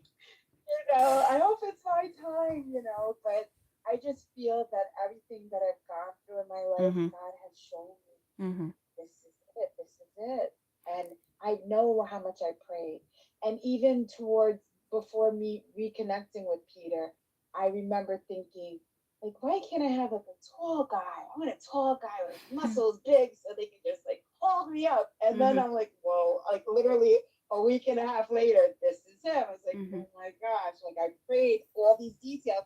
And that was something else you said. It has to be details. I prayed for all these details. And I'm like, oh my Mm-hmm. gosh, like I don't know. I just feel totally blown away. I feel totally connected to So this God. person sounds like your perfect match, Yes. right? They sound like your And I perfect and the match. thing is, I thought Michael was a great match. Like I was like, even to this year, I told Peter, Mm. no. But Wow, lo you and keep behold, telling I had Peter all everything about Michael. well, that was earlier on. And then I gave that up because that was to me an ending point, right? Because Uh-huh. Michael reached out to my sister after a year and 3 months and said, tell her, this information, and I let him read that. Thereafter, yeah, we still did speak. I dreamt him a whole lot, and it was weird. I would go to sleep when I started dreaming him in February, and I was like, wow, I had this dream. So I go to this door. I see a door, and I look through. It's a frosted glass door, and I look up, and it's Peter at the top of the stairs, and his arms are wide open, and I see him. I open the door, and I run up the stairs and I hug him, and he gives me the biggest, longest hug ever. And Mm-hmm. I loved it. And it was fascinating. It was wonderful. And then again, the next day, I was like, I want to dream him again, and I dreamt him again. And Mm-hmm. then I was like, I want to dream him again, and I dreamt him Because again. because it's And on your mind to dream him again. So right, it's but gonna there's happen. two things that happened. So actually, in back in like we didn't have much communication. I would say I usually put this down on my calendar, but we didn't have much communication in June. Just a little message he had wrote to me. We had a little in May, and then in June, because I saw him in March, didn't see him after that. Then I saw after March, I saw him in April. Then it was his birthday on the 22nd of April, and wished him a happy birthday. Didn't really hear much, thank you kind of thing. He had called me all of a sudden the second week of May, and I missed the call, and he tried to chalk it up to, oh, my phone pocket dialed you. Like, okay, fine, Mm-hmm. twice, okay, fine. So we spoke, whatever, and then he reached out to me like a week later. I'm just looking at my calendar. We spoke again, but in June I had like a personal he actually reached out to me second week of June and said, I was going to send you a message. I was going to call you tonight, but I'll send you a message in the morning. I'll reach out in the morning. He never did. But then 2 weeks later, I had a scare with my family, my dad, and I was going to the hospital to see my dad. And that day, I haven't heard anything from Peter 2 weeks. Mm-hmm. That day, I was with him, and I was like, I really want to talk to you, Peter. Peter, reach out to me, Peter. I really want to talk to you because this was a scary moment in my life. And I was like, I need to talk to you. I need to talk to you. Do you know he called me? He Mm-hmm. called me. Mm-hmm. And he called. That was another sign for me, right? When I really needed him, he called me. And Mm-hmm. I told him I'm in the hospital. My dad's in the hospital. I'm actually at this hospital. And he was like, oh, wow. And then we talked. But I couldn't believe when I needed him and Mm-hmm. I said, I need you to call me, he called me. Mm-hmm. And then he called me the next day to check on me. Mm-hmm. So to me, I'm like, oh my gosh, I needed him. So that was to me and powerful. Like that was Mm-hmm. impactful, right? Yeah, And then, but then, everything that's happening between you and this person is showing you that you have a connection with them. There is some form of connection with you and this person. That's why yes, it's trying to say to you. So right. even And though, then we saw each other after, and uh-huh, then that's when we saw the next time we saw each other in July, and then again. the same thing. My daughter, she went to camp. My daughter, because of COVID and her age, what have you, she hasn't really had a sleepover because probably when she would have had one, COVID hit. So she was like 8 years old. Now she's like 11, right? So she had her first outing at camp. So for me, that was like, a little bit of separation anxiety, never been away from her. So I was Mhm. going through a moment then. Again, I'm like, I want to hear from Peter. Peter, call me. Please call me. He called me. So I Mhm. was like, whoa. And that started into like talking about helping him for work. And then we just had like this ongoing for like a week, talking and helping him with that project that pretty much finished on, August 3rd. That was the last communication I had. But there's definitely a connection. There's definitely something that is extremely strong. I've Mhm. never experienced it to that level, for sure. Mhm. For sure. All right. So, based off what you've been telling me, here's what I want you to do, right? Okay. I Writing it need down. you to start to pay attention to this person. That's number one. You have to start to pay attention in order for you to understand what they want, where they're coming from, how they're feeling, right? Secondly, I want you to make the attempt to love this person, right? Because based off what you tell me, this person is scared that they are not Michael. It's like they're scared that they aren't gonna be good enough based off what you've said here is what I'm going off of. So it's like your undivided attention is what you're going to have to try to give to this person to make them see that that person is out of the picture. That person is no longer there. That person is no longer of any like importance in your life. Like it's all them. Because even when I tried to express that though. I tried to say to him earlier on this year that, because I released him, he wrote this mm-mm, message after all this time. And no, then even the last time I saw him, I said that he was my love interest. no, But no, I no, understand what no, you're saying to and me. He's still mm-hmm. stuck in that. Right. And you cannot say this to someone and they'll understand. Not when it comes down to love. You can explain a writing or a reading or a book like that to someone, they'll get it. But not when it comes down to love. When it comes down to love, it's action. Action speaks louder than words. So you're going to have to make sure that they see and feel that you are no longer, well, stuck on that person. Because it doesn't matter what you say because you said something before that's already stuck on them, right? So now, and I'm not telling you to go and force yourself to prove to this person that it's all them. Because if you are trying to show this person that it's all them and they still refuse to see it, they still do not want to acknowledge it because they still have this insecurity that it's not only them, then so be it, let it go. And when you go about your business now, then they will now have to figure it out on their own. So you are going to have to try to do your best to let this person know that it's only them and this person is no longer there. Not tell them, not tell them. It has to be in your actions and everything. And again, if it's not that they're understanding that, then so be it. And thirdly, do as this man tells you, you know, let this man do what they have to do to get to you. Listen to him when he speaks. And like I tell everybody, your person is going to tell you what they want. He said to you to let him chase you. So you're going to give him that chance. You could be dying to contact this person. You could be dying to see them. Let it be. Let him die to see you. Let him be dying to get some messages from you. You have to learn to be in that energy where, you know what? If this person doesn't want to reach out, so be it. I'm done. Right. You have to learn to put your feet down and Yeah. say, that's That's it. what I have been doing. So I'm just gonna tell you, I wrote down exactly what you said.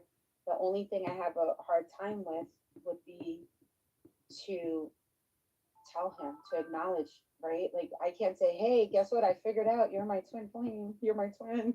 Yeah. I wish I could just say, hey, it's you. It's really not Michael, actually. I'm so sorry I said that to you. But I No. found out it's actually Stop you. That would be mentioning amazing. Michael. Stop No, I can't. mentioning it. Don't think about it. Don't call Michael's name. You see, he's still there. He's still in the energy. He's not leaving because you keep mentioning the name. Let everything be about that person. Everything you're saying, everything you're doing should be about that. It shouldn't be because of Michael. It shouldn't be because you want to clarify something about Michael. A man knows when another man is in a woman's energy, whether the person is there physically or was there and no more. They'll know because a man is a man, a man is another man, a man is a man, and a man can tell what a man is doing and what a man wants. Same as a woman is a woman, it doesn't matter what kind of woman it is. A woman is a woman, and a woman can tell what another woman is doing. So if you keep mentioning Michael in everything, or you're explaining something and it's because of Michael while I'm explaining, Michael is still in your energy. He hasn't gone anywhere. He hasn't gone anywhere. So this I'm not person talking. is not yet your number one priority. Even though it may seem like he's your number one priority right now, but this person is not your number one priority right now. You think so, but in the back of your mind or in your subconscious, it's the other person that you keep mentioning without even knowing that you're mentioning this person out of you know you're just bringing this person up now and again just because you're talking. You're so good though, but it's not only that. Like I've seen even his birthday, like every now and again, it's 12/29, and then I'll see that and I go, oh God, like why do I have to keep seeing that? And I've been seeing that lately, and I'm like, why do I even? Well, I don't even want to see that. Like I don't know why I'm seeing Yeah, that. because the person is still in your Right. subconscious. Yeah. He's still there in your subconscious. He's still there. It's like you still want this person, so things are No, going to I be don't. there to remind you of this person. Your Right. subconscious brings out exactly what's on your mind. That's what your subconscious does. And what you want, what you put in your subconscious, it gives you, it shows it to you. So you're going to be reminded of this person because it's what you want. It's what you want subconsciously. So your subconscious is going to give it to you. That's exactly why this person is still in your energy and the other person knows it. Not until your energy is clear of this person will you be free enough to love this person. Because if you should sit down and talk to this person, you're going to be mentioning Michael. And it's going to cause a big, big problem. Even if you say, Michael used to do, what? Michael? But I'm here now. So why is Michael still on your mind? Right. Why are And you still? I don't feel that that would happen because that was a relationship so long ago. Even I know we reconnected, whatever, and I feel that I've moved past that So point. why is But he one thing key? Why is he still being shown up to you? I don't know because I'm expressing my story and saying my story. I suppose that he's there, but it wasn't No. just what you're saying. It's also because I've been seeing the birthday, and I'm like, why am I even seeing that? So there's some correlation to That's, what you're you saying know for what sure. birthdays, when you see someone's birthday, what it tells you? No. When you see someone's birthday, even your birthday, it's reminding you of the person. It's reminding you of the importance that this person had in your life or has in your life. When you see your birthday, it's the same thing. It's reminding you that you are important. You are here for a reason. It's like you have something to do. So it's like keeping you in touch with yourself. And that's what it's doing when you are seeing this person's birthday, reminding you of this person. And you're being reminded because it's on your mind. It's It's not there that you're looking at and saying, Michael, Michael, Michael, but in your mind, you still have not released this person. So, of course, you're going to be reminded of them. Or else, if another time you'll see 1129, you're just going to say, oh, the number, look. Or you're not Right. even going to recognize the number. But because this person is so on your mind, when you see a 1129, that's who you associate the number with. So you're going to have to find a I way never to, thought of that. Then I yes, have to go let that go. you One have thing though, to. you said let them. What he did say, he said let the man chase. So I'm letting him chase. But at this point, I don't know. Like even my sister's like, you should say good morning, good night. Like be in his mind every Right. day. Like, and I'm like, I don't want to do that. I feel that's like so. Like she's been telling me that since the beginning when he started trying, to push away. And she's like, just say good morning, good night. Just say good morning, good night, and make sure you do that so he knows you're there. And so I used to kind of reach out to him. I send my daily messages to my family and friends, Mm-hmm. and then I would notice he would ignore me. He wouldn't Mm-hmm. read my WhatsApp. He wouldn't read the blue. He wouldn't read it to show me blue checks. Mm-hmm. He Mm-hmm. wouldn't do that. Mm-hmm. He would ignore me. So I would see those signs. So that's another reason I backed off too, because I'm like, Yep. I'm pushing. I'm pushing. I have to Mm-hmm. stop. He's not reading my Yep. messages. He's showing Stop. he's not interested in reading it. But recently I stopped Mm-hmm. sending him messages like on the WhatsApp because I'm like, forget it. I'm not going through this stage. So, Exactly. like, for Father's Day, I sent a text message. I said, for Father's Day, I'm not even going. For Mother's Day, he didn't say one. He wished me Happy Mother's Day 1 week before Mother's Day. Mm-hmm. Oh, Mother's Day's coming up. I wanted to reaching out to wish you Happy Mother's Day. Mm-hmm. And then on the day, he didn't say one word to me. Mm-hmm. So on Father's Day, I said, you know what? I'm not playing his game. I'm not sending it through WhatsApp. I sent a text message. Happy Father's Day, Mm-hmm. a really nice image with Obama, his quote. Any man can be a father, to the other, whatever, the child, whatever. It was a great quote.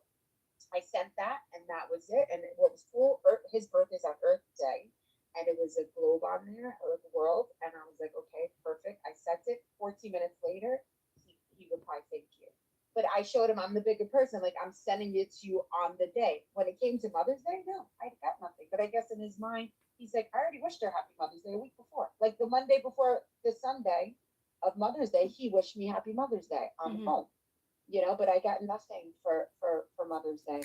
And then there's been other messages I've sent to him, and he reads them eventually days later. You And know what and I see? You know what I see he checked. about this Mother's Day thing? If he Mhm. wasn't thinking of you any at all, you wouldn't have gotten any message at all.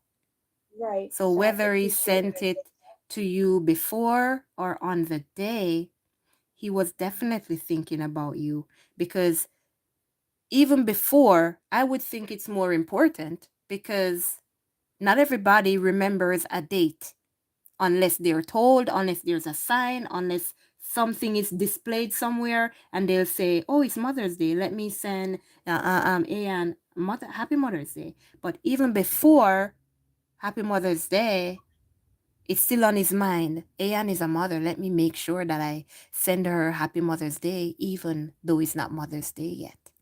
So he's definitely thinking about you. So even though you didn't receive Happy Mother's Day on the day, you still got Happy Mother's Day even before the day. Whereas everybody else probably had to wait until Mother's Day to get it, right? So I that's love why your optimism.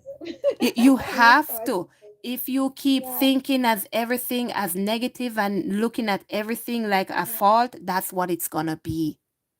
That's what it's gonna be. And you're never gonna have any peace in your life because everything is gonna be a problem. Everything is gonna be an issue.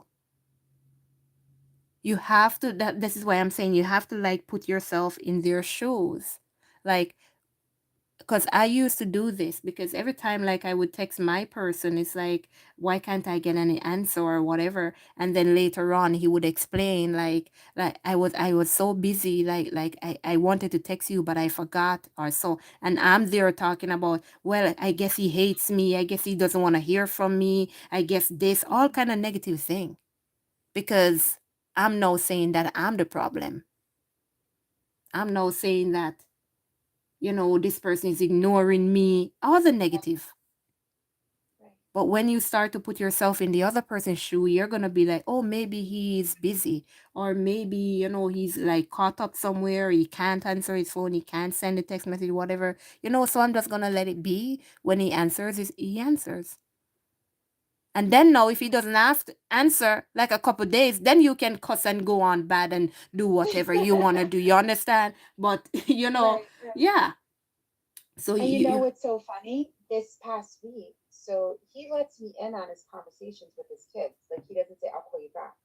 I've heard him with conversations with his mother, his brother, and his kids. Like he mm-hmm, just lets me, like I'm like just listening in, right? mm-hmm, And I know for a fact that his children are away with the ex-wife. They're on mm-hmm, vacation at the moment, mm-hmm, you know.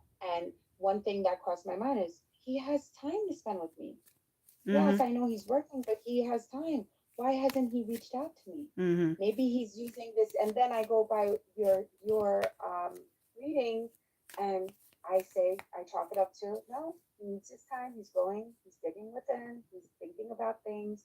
He's going through the process, and I leave him alone because I don't want to be the person who bombards him with messages, who's pushing. I know what he said to me the last time we saw each other in person, where he said to me specifically he didn't want to put anyone else in this mess. But mm-hmm. then a week or so later, he called me to thank me and tell me about how a wonderful woman I am and all these great things about me, and talked about go like forward, or either he said the word forward or future. I think it was more forward, Mm-hmm. but it was kind of like alluding to something, right? But Mm-hmm. we're still friends. I feel like I don't want to be overzealous. I feel like I don't want to push, and I took a picture because actually the day he did call was my mother's birthday, and he did remember, and he wished her happy birthday. And I said, oh, thank you so much, I'll let her know, kind of thing. And that day, we got together with family. I took some pictures, and I was thinking, oh, this picture is cute of me, I should send it to him. But nope, I held on to it. I was like, I don't feel comfortable to put myself back into flirty zone because I'm not in flirty zone with him. I'm just not. I mean, we are. I can't say we're not because when I did last see him, we still like fooled around. So we do have that connection where we can't resist. We still have that touchy feely, Mm-hmm.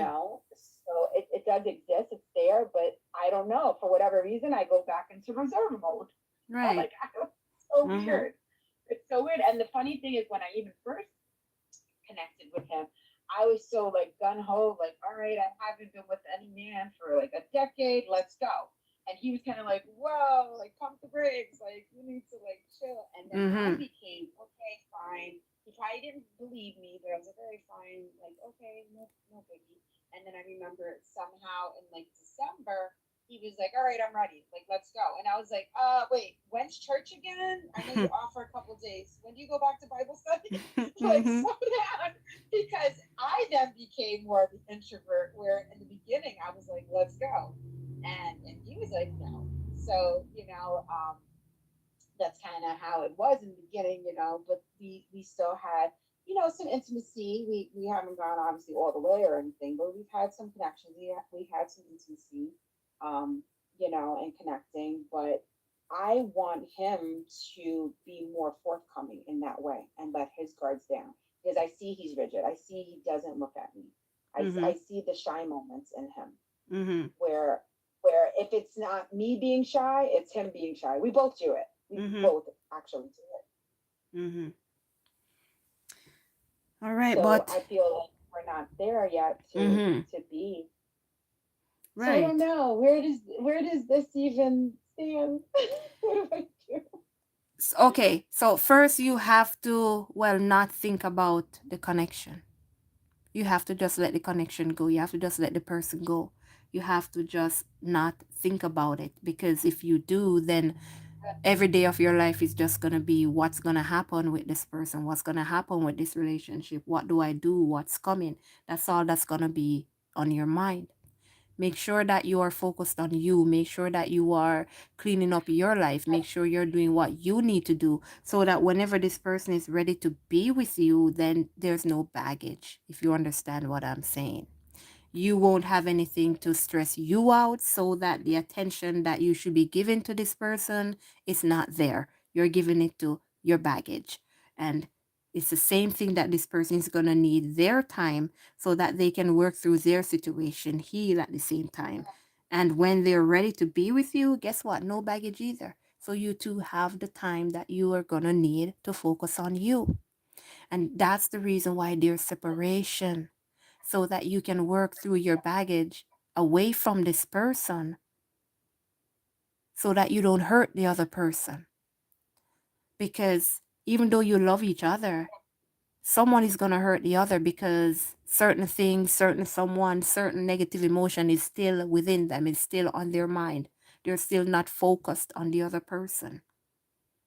And things are going to rear their ugly heads that you're going to have to deal with, and it's going to cause the other person stress. Whereas in a love situation, you shouldn't be causing the other person stress. You should be helping the other person. You should be protecting them. You should be guiding them. You should be there for them. That's how a connection is going to work. But if you have all these things that are going to interfere, it is most likely going to cause a separation between you two. It is. So that's why you have to take the time apart, the time away, to make sure that you are healing, to make sure that you are focused on you and learning, most importantly, to be by yourself, alone, not needing anyone, so that when the person, the love of your life comes in, you're not depending on them to be there to feel loved.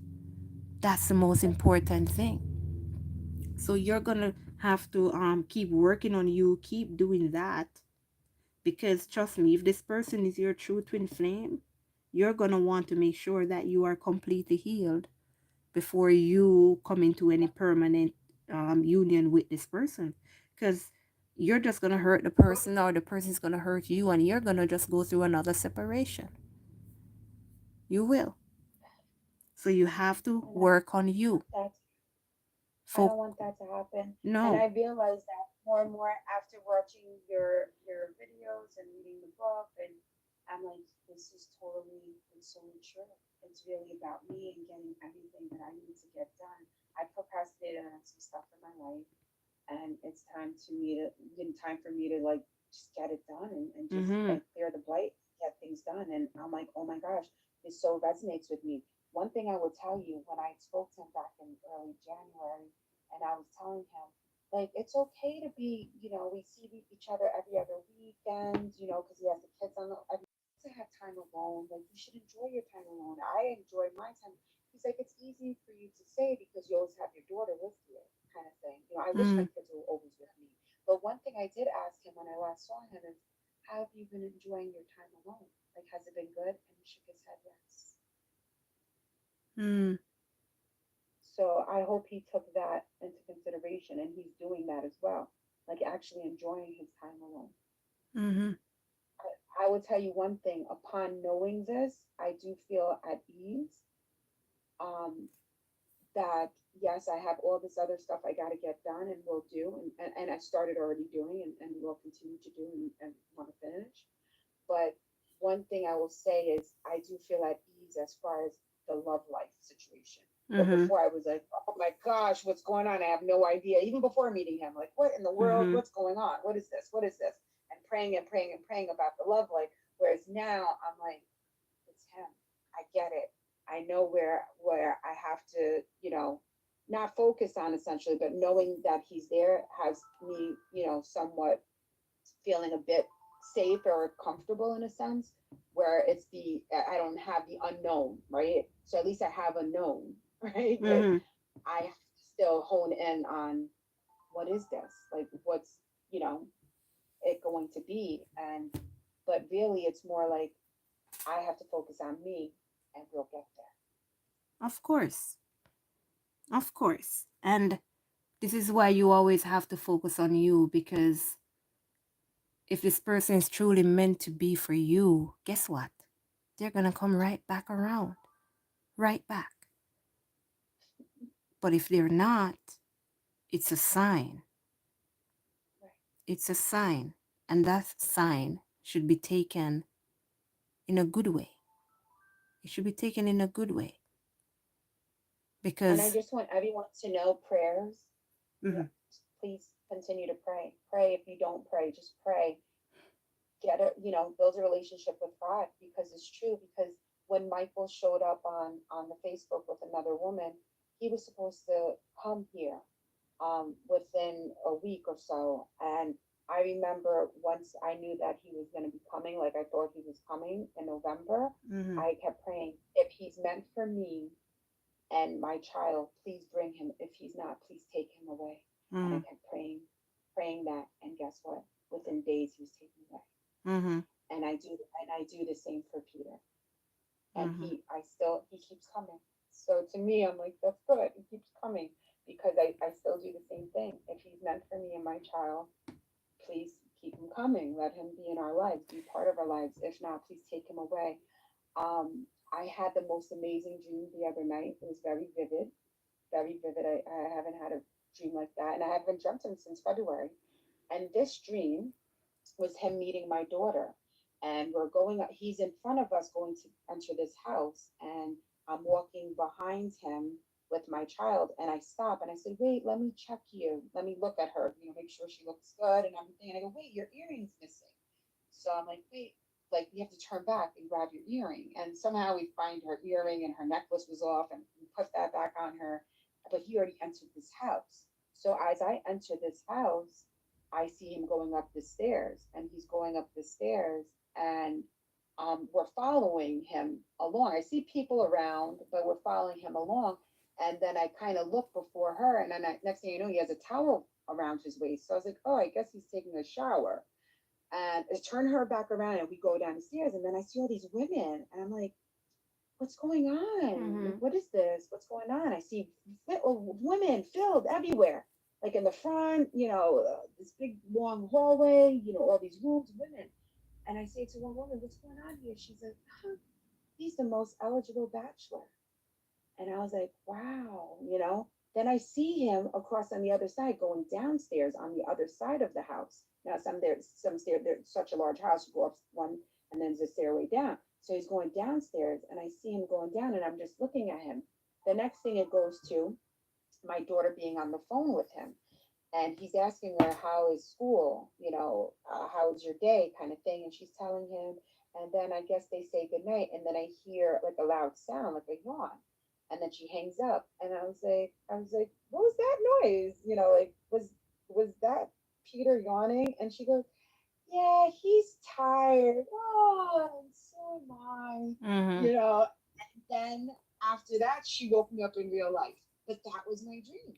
Right. So I'm like, what does that mean? Does this mean, like, out of all the eligible women out there, he's choosing me? He's going to have a good relationship with my child and be a great stepdad? Like, I don't know. Mhm. But I'll tell you, I just had that dream the other day, and it was as vivid as that. Well, that's awesome.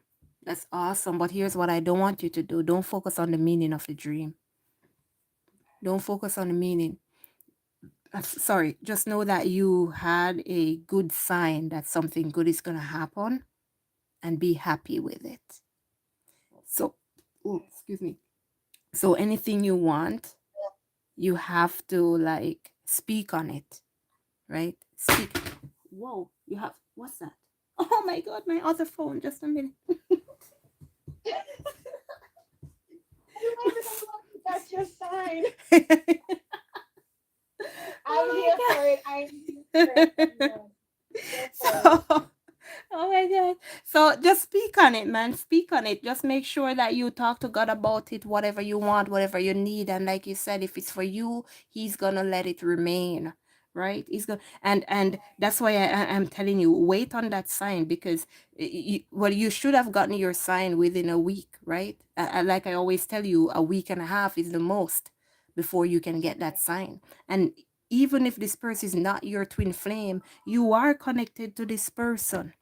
You are connected, right? There is a connection between you and this person. So it doesn't necessarily have to be twin flame, but you are connected. And if this person is definitely meant to be in your life, I do not want you to allow that label twin flame to mess it up. Right.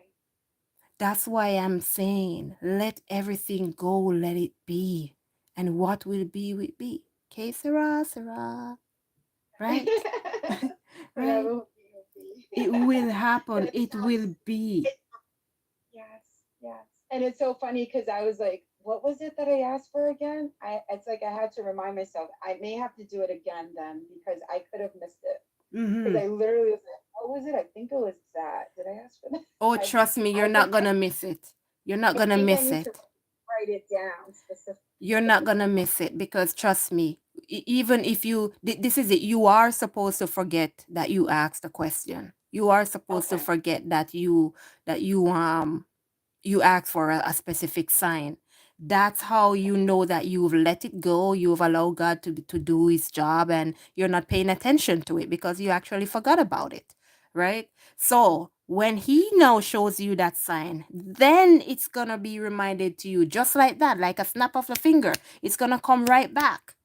And you're gonna be like, oh my God, that's the sign I asked for. That's how you're gonna know. So it's you can't miss it. It's not when God is sending you a sign, he's not going to let you miss it, especially when you ask for a specific sign. He's not going to be sending you a message and you're going to miss the message or the answer to the message. No. You're going to see the answer. You're going to understand it. He's going to let you know that this is your answer because he wants you to know it's your answer. So you didn't miss it. You didn't miss it. Trust Okay. me, when you get the answer, it's gonna be like a shock to you Oh because it wasn't gosh. on your mind before. Okay. So when it comes, it's gonna be reminded to you at the very moment you see it that, hey, here's your answer. Boom, right in your face. So it's not something you can miss at all. And this is why I'm telling everybody, it's like both um, tests have to confirm each other. And with this second test, it's coming from God. It's not coming from me or you or anybody else. It's coming from God. And when whatever God says, that's what it is. That's what it is. Right. Right? And that's why I And always it's for say, me, I go back to like that this the cross on my nose. Like I'm like, mm, how? Like, oh my gosh. Like to me, and then going back and seeing the date and that then going back and seeing the time, I was like, it just blew me away. That's why I I want every sign that you see, you find the meaning because it's not associated with somebody else, it's associated with you. Find what it is that God is trying to tell you. Find whatever it is or where it is that God is trying to lead you. Remember that we are all here and everybody on this earth who is seeing signs and synchronicities, you are a servant of God. You need to be doing something for God, but we can't figure it out because most of us are so hooked on the twin flame connection because it is love. Who doesn't want love? Everybody wants love, right? Everybody wants to feel loved, but we forget because we don't know and we weren't taught. And that's why I'm here to let everybody know because some of us, we have a mission to be helping other people. Like I said, we are teachers, healers, guides, protectors, caregivers, but everybody wants to be stuck on twin flame. But it cannot be so. And once you find your purpose with God and you start to live your purpose, everything is going to start to fall into place for you. Everything. And the love of your life is definitely going to come your way because once you're doing you and you're on the path you need to be on, then the right person that's meant for you is definitely going to come because they're going to be on the right path with you and you're going to be on the right path with them. So that's all you have to do. Let it yeah, go right. and let God show you what you need to do. So when you see the numbers, look up the meanings and see what it's trying to say. That's how you're going to be led on the right path. Because don't they say that they are messages from your angels? So that if they are codes for a message, how are you going to know the message if you're only looking at the code? You get a code to decipher. You get a code to look at and see what the meaning is. So you have to look at the code, and when you get the code, then you go look up the meaning of the code to know what your next action should be, Right. right? So One you, thing I did say to him in that letter that I wrote to him, I just pulled it up real quick. I'll just read you this quick thing. mm-hmm, I said, we have both been through a lot of pain, and God knows how pure our hearts are and what we desire. That is why we have been brought back together to learn, heal, grow, teach, love, and be loved. mm-hmm, And I mentioned that, um, I wish he would believe and allow believe in the connection and allow it to grow and allow himself to feel unconditional love and to love somebody unconditionally mm. in But an to intimate way. me, that sounds like you're teaching him. Right. Mm, that sounds like you're teaching him, right? And no adult wants to be taught about how to behave, how to make their choices, or what to do. Right. We cannot Right. tell them what to do. We cannot tell them when to do it. We cannot tell them how to live. You cannot. Every time I know my phone going off, ding ding. Yeah, you cannot. Right. So, Oh, this has for sure been a learning experience, a journey, right. that I've been on, and it's been so enlightening. And I honestly cannot thank you enough for your time, your Mm-hmm. patience with all of us. I know we're always at you, and Yep. but you're well respected, and we're just so in awe of you and your messages through God. Yep. And again, I can't stress enough the religious, aspect of it because we're told like this isn't good, we shouldn't be doing this, but at the Mm-hmm. same time, how do you know? How do you know these answers? How do you get answers without feeling there's something wrong with you? You're crazy for thinking this. Why Mm-hmm. are you going through this? And it's overwhelming. It really is overwhelming. Exactly, and that see the reason why God sent me here, because we are turning to the wrong thing, the wrong persons to find answers, whereas we should be turning to God. But if nobody's here to tell you that that's what you're supposed to do, how are you going to know? Right. How are you going to know what to do to like heal this part of you that needs to be healed? How are you going to know what the purpose of what you're going through is? Because on YouTube where we are, where we find ourselves, it's basically just messages that we're seeing. There's nothing there to help the connection. There's nothing there to guide you, to show you where to go, what to do. And it's the same thing I saw, because before I wrote that book, I said, God, like, I'm looking for answers. I can't find anything. So what do I do? Like everything and everywhere I go is just a message, a message. So how do I get to what they're saying? How do I heal? Like what are wounds? I hear them talking about wounds. What the hell is that? What's Right. that? Like a cut? I don't know. What is it? I don't know. So I say, God, like, how do I help these people? I don't know how to help these people. You're going to have to tell me. And he Right. said, every single thing that you're doing, write it down. Every experiment you did, because when I learned from YouTube that you're connected, if you do this, they do that. And I did I tested everything and they all worked. And he said, write them down. And then now I come Right. again with my question like, God, how do I get people to understand what's going on? How do I lead them if you want me to lead them? What do I do? Because I'm watching a video, it does not help, it does not explain.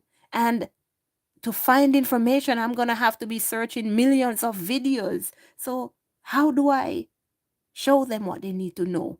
How do I do it without a reading? What do I do? He said, put it in a book. And I'm Yes. like, a book? Like, how am I going to write a book? And he said, you already have the notes. All, I mean, like, literally, I'm talking and I'm like hearing God responding to me. Like, I would think Yeah. myself is crazy, you know? I would think I'm crazy. And No, then, you're a message. yeah, I ran You're a and message. got that book filled with the notes and I wrote that book within a month. because I already had the Wow. information.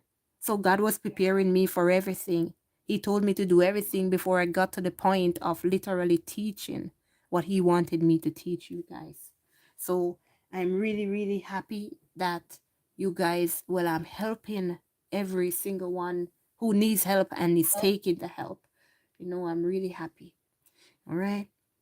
All right. But Anne, I'm gonna have to cut our little session short because I'm enjoying this too much and I may continue till tomorrow morning. So so let me do your Thank you again for your time. Oh, you're gonna do like a yes, quick mini read. yes, I I have to forgot do about the that. the little mini, give you your little mini read, Many blessings to you and all of your followers and everyone. And just, guys, hang in there.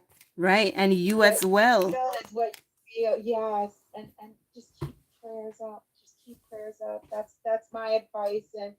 And God will lead you. I've been through a lot. I'm glad I Mm-hmm. shared my story. I hope, someone finds some solace or it resonates with them that have similar, situations. But just know that, we're at the right place. We are at the right place Mm-hmm. getting insight we need from Twin Peaks.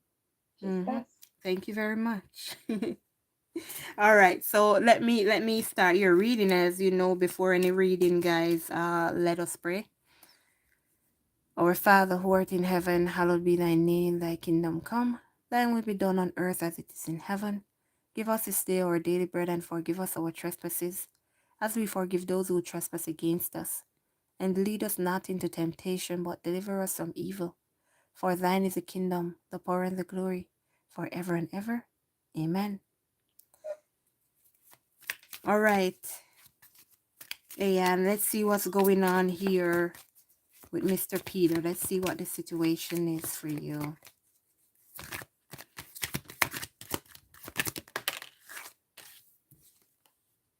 Okay, so we have the Six of Swords. I'm going to put them in front of the screen in case you want to go and watch this again. So we have the Six of Swords. So it seems your person may be in a little depressive energy here, but it's like they are getting out of that energy. They are slowly being taken out of the situation that is causing them that depression. So it has a lot to do with their emotions. That's the reason why either they can't behave the way they want to behave because of this depressive energy. But they said they're moving to calmer waters. This person's like, yeah, you got the Ace of Wands. So they are moving towards something new here. There's a change. There's an enlightenment that's going to happen. I'm not getting like a spiritual enlightenment, but like a change, mostly like a change. And it's because of them moving away to some sort of something else that makes them happy, that's going to take them out of the sorrow that they're experiencing. Yeah, Six of Wands, victory. Yeah. So it's like everything is going to change for this person and the Queen of Cups. So there's a lot that's going to change for this person. So again, it's all about their emotions. It has to do with them reconnecting with themselves here. There's going to be some sort of victory with this Six of Wands energy. Because this person, it's like they got to get their happiness back. They got to get their happiness back. And you got the Queen of Swords on the bottom. So it seems like this person is like letting down their guard, or they will. But it's like they have to first like think about how to say something, think about how to express themselves here, or whatever they want to express. Because on the top, we have the Five of Cups. So again, there's a lot of regretful energy with this person. A lot of sorrow, a lot of disappointment, which is the reason why they can't see the love that's behind them this time. Because it's like they're refusing to see it in the world. This person is going to be going through some form of transformation, completion, so that they can see and regain their happiness. It's like this is all this person needs to work on, getting through that happiness. Like, they just need to find happiness and joy again. That's what they need to find here, themselves. They have to regain that self. All right, tell me what's going on here between Mr. Peter and Diane, please. Okay, so you have faithfulness. So he's trying to make a decision here.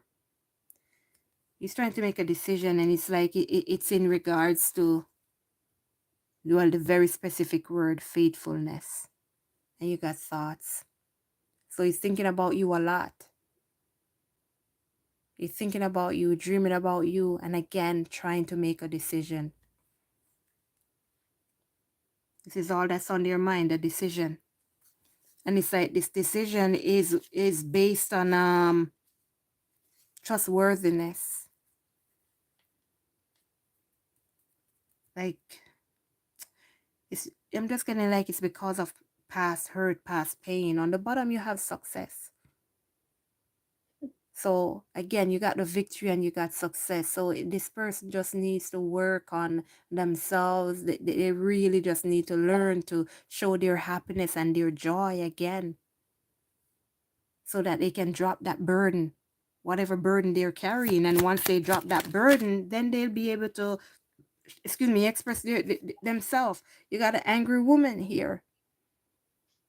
So there's some kind of, I don't know if it's some sort of jealous energy, but, or this it could even be your energy in regards to you not being happy about the situation, or not being happy about how the situation is going. Because this person here, whether they have their own business, or whether they are a business person here, but this person is not happy with how things are going here. And it could also go back to the past, where this person is thinking about the situation they were in, because whoever this person is, they weren't happy at all, the other person that they were with in the past. This person was always angry, and this could also have been a lot of issues in regards to finances, where this person, whether this person took a lot, you know, kind of like a high maintenance person, but this person took a lot in regards to money. And look, I guess on the bottom again, victory. Victory again. So there is gonna be some changes happening here. But like I said, emotions is going to be a big, big problem. So this person does need your time to make their decision. You got a letter. So there's going to be some messages coming in. And this message could be in regards to this new start. To regards to happiness. It could even be in regards to work. But it's like it's going to be a start. Ooh, important revelation. Yeah. Something is definitely gonna come up here. Somebody's gonna be discovering something new. Maybe that's what's gonna spark that conversation to bring in that brand new beginning. But it is gonna happen. There is success here. There is victory. But somebody needs to learn to control their emotions. And it's like the other person here just needs to learn to express themselves, because there's been a lot of hurt here. Oh wow. Let go and move on. Let me read that again. Let go and move on. All right. And you got karmic partner. So yeah, there was a karmic partner definitely involved. And that's one of the reasons, again, why this person has an issue with their emotions. This person may have had some losses, whether it's finances or their property or whatever they lost. But they are going through some losses. And it's a big stress on them as well. And here you got it, making changes.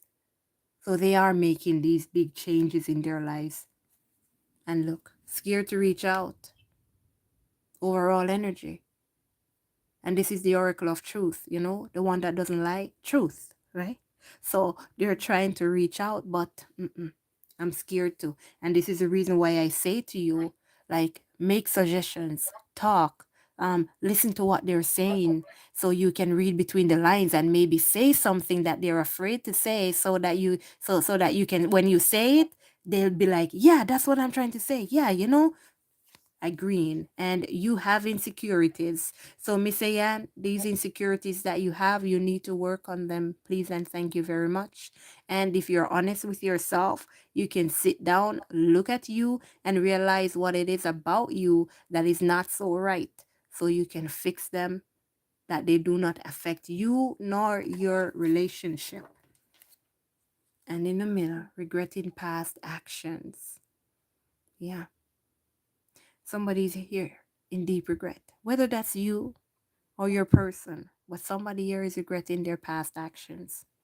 But it can still be fixed because, as it said, past action, not future action, past. And take your time, pull back, because there may be some sort of intimidation here in regards to you intimidating them. I'm not sure about what, but they may feel a little overwhelmed when it comes on to you. So just step back a bit, let this person think they're trying to make a decision, and all they're doing is looking for success in the end. They're looking for victory. So it's like they know what they want, but let me be sure. Let me be sure, okay? So, Miss Ann, I do hope that this helps you, and I do hope that this little session helps you. And Absolutely. Absolutely spot on. Spot awesome. on. And that person is not me, it's the ex, and there's a lot of theft and you name it. So it's totally Oh, spot on. mm-hmm. Totally spot on. Okay. Totally. Well, I great. love you. Thank you so much for your time. Mm-hmm. You're Please welcome. continue to do what you're doing. Please know that you are loved and appreciated, and many blessings to you and yours. Thank you so And much. I can't wait to listen to you again. And when this connection happens, or when I get my sign from God, I will reach Mm-hmm. out to you, and hopefully at some point I'll be able to share this information with him, and maybe we can be on your channel live. Mm-hmm. Yep, no problem. I would love to have you guys. All right. Again, thank you so much. Blessings. All right, no Stay well and take problem. care. Have a good night to you. You too. All right, Bye thanks. bye. All right, guys. Thank you all for being here. Thank you so much for listening in. I do hope that somebody may hear this story and it may resonate with you guys as well. And if there's anything that you guys would like to ask, you too can be a part of this journey. You too can be a part of this session, but you just have to get the courage up to speak. Okay, that's all you got to do. Get the courage to speak so you can get your questions answered, and I'll try my best to answer you in any which way, shape, or form. And trust me, I'm not going to lie to you, okay? You're here for truth, even though the truth hurts sometimes. I'm here to give you the truth so that you can move on with your life, live your life the way that you need to, so you can achieve happiness. That's all I want to see you guys do. Smile, grin those big teeth of yours, knowing that you're happy. Okay? I love every single one of you. Good night, all of you guys. Good night, Miss Nicole. Good night. Good night. Good night, Rangama. If you guys are still here, good night, good night, good night, good night, Natasha. Good night, Beth. Good night, Jackie. Good night, Desiree. Good night, Ruth. Good night, good night, good night. I hope I didn't miss anyone. Who else commented that I can call your name? And all those who are listening in without you commenting, good night to you. Good night, Elaine. Good night, every single one of you guys. Love you all, and I'll see you guys at the next one. All right, later. Love you guys. And say your prayers before you go to your bed, all right? All right, guys, later. Love you. Good night, Miss Ann. Good night. Have a wonderful night. And thanks again for joining, all right?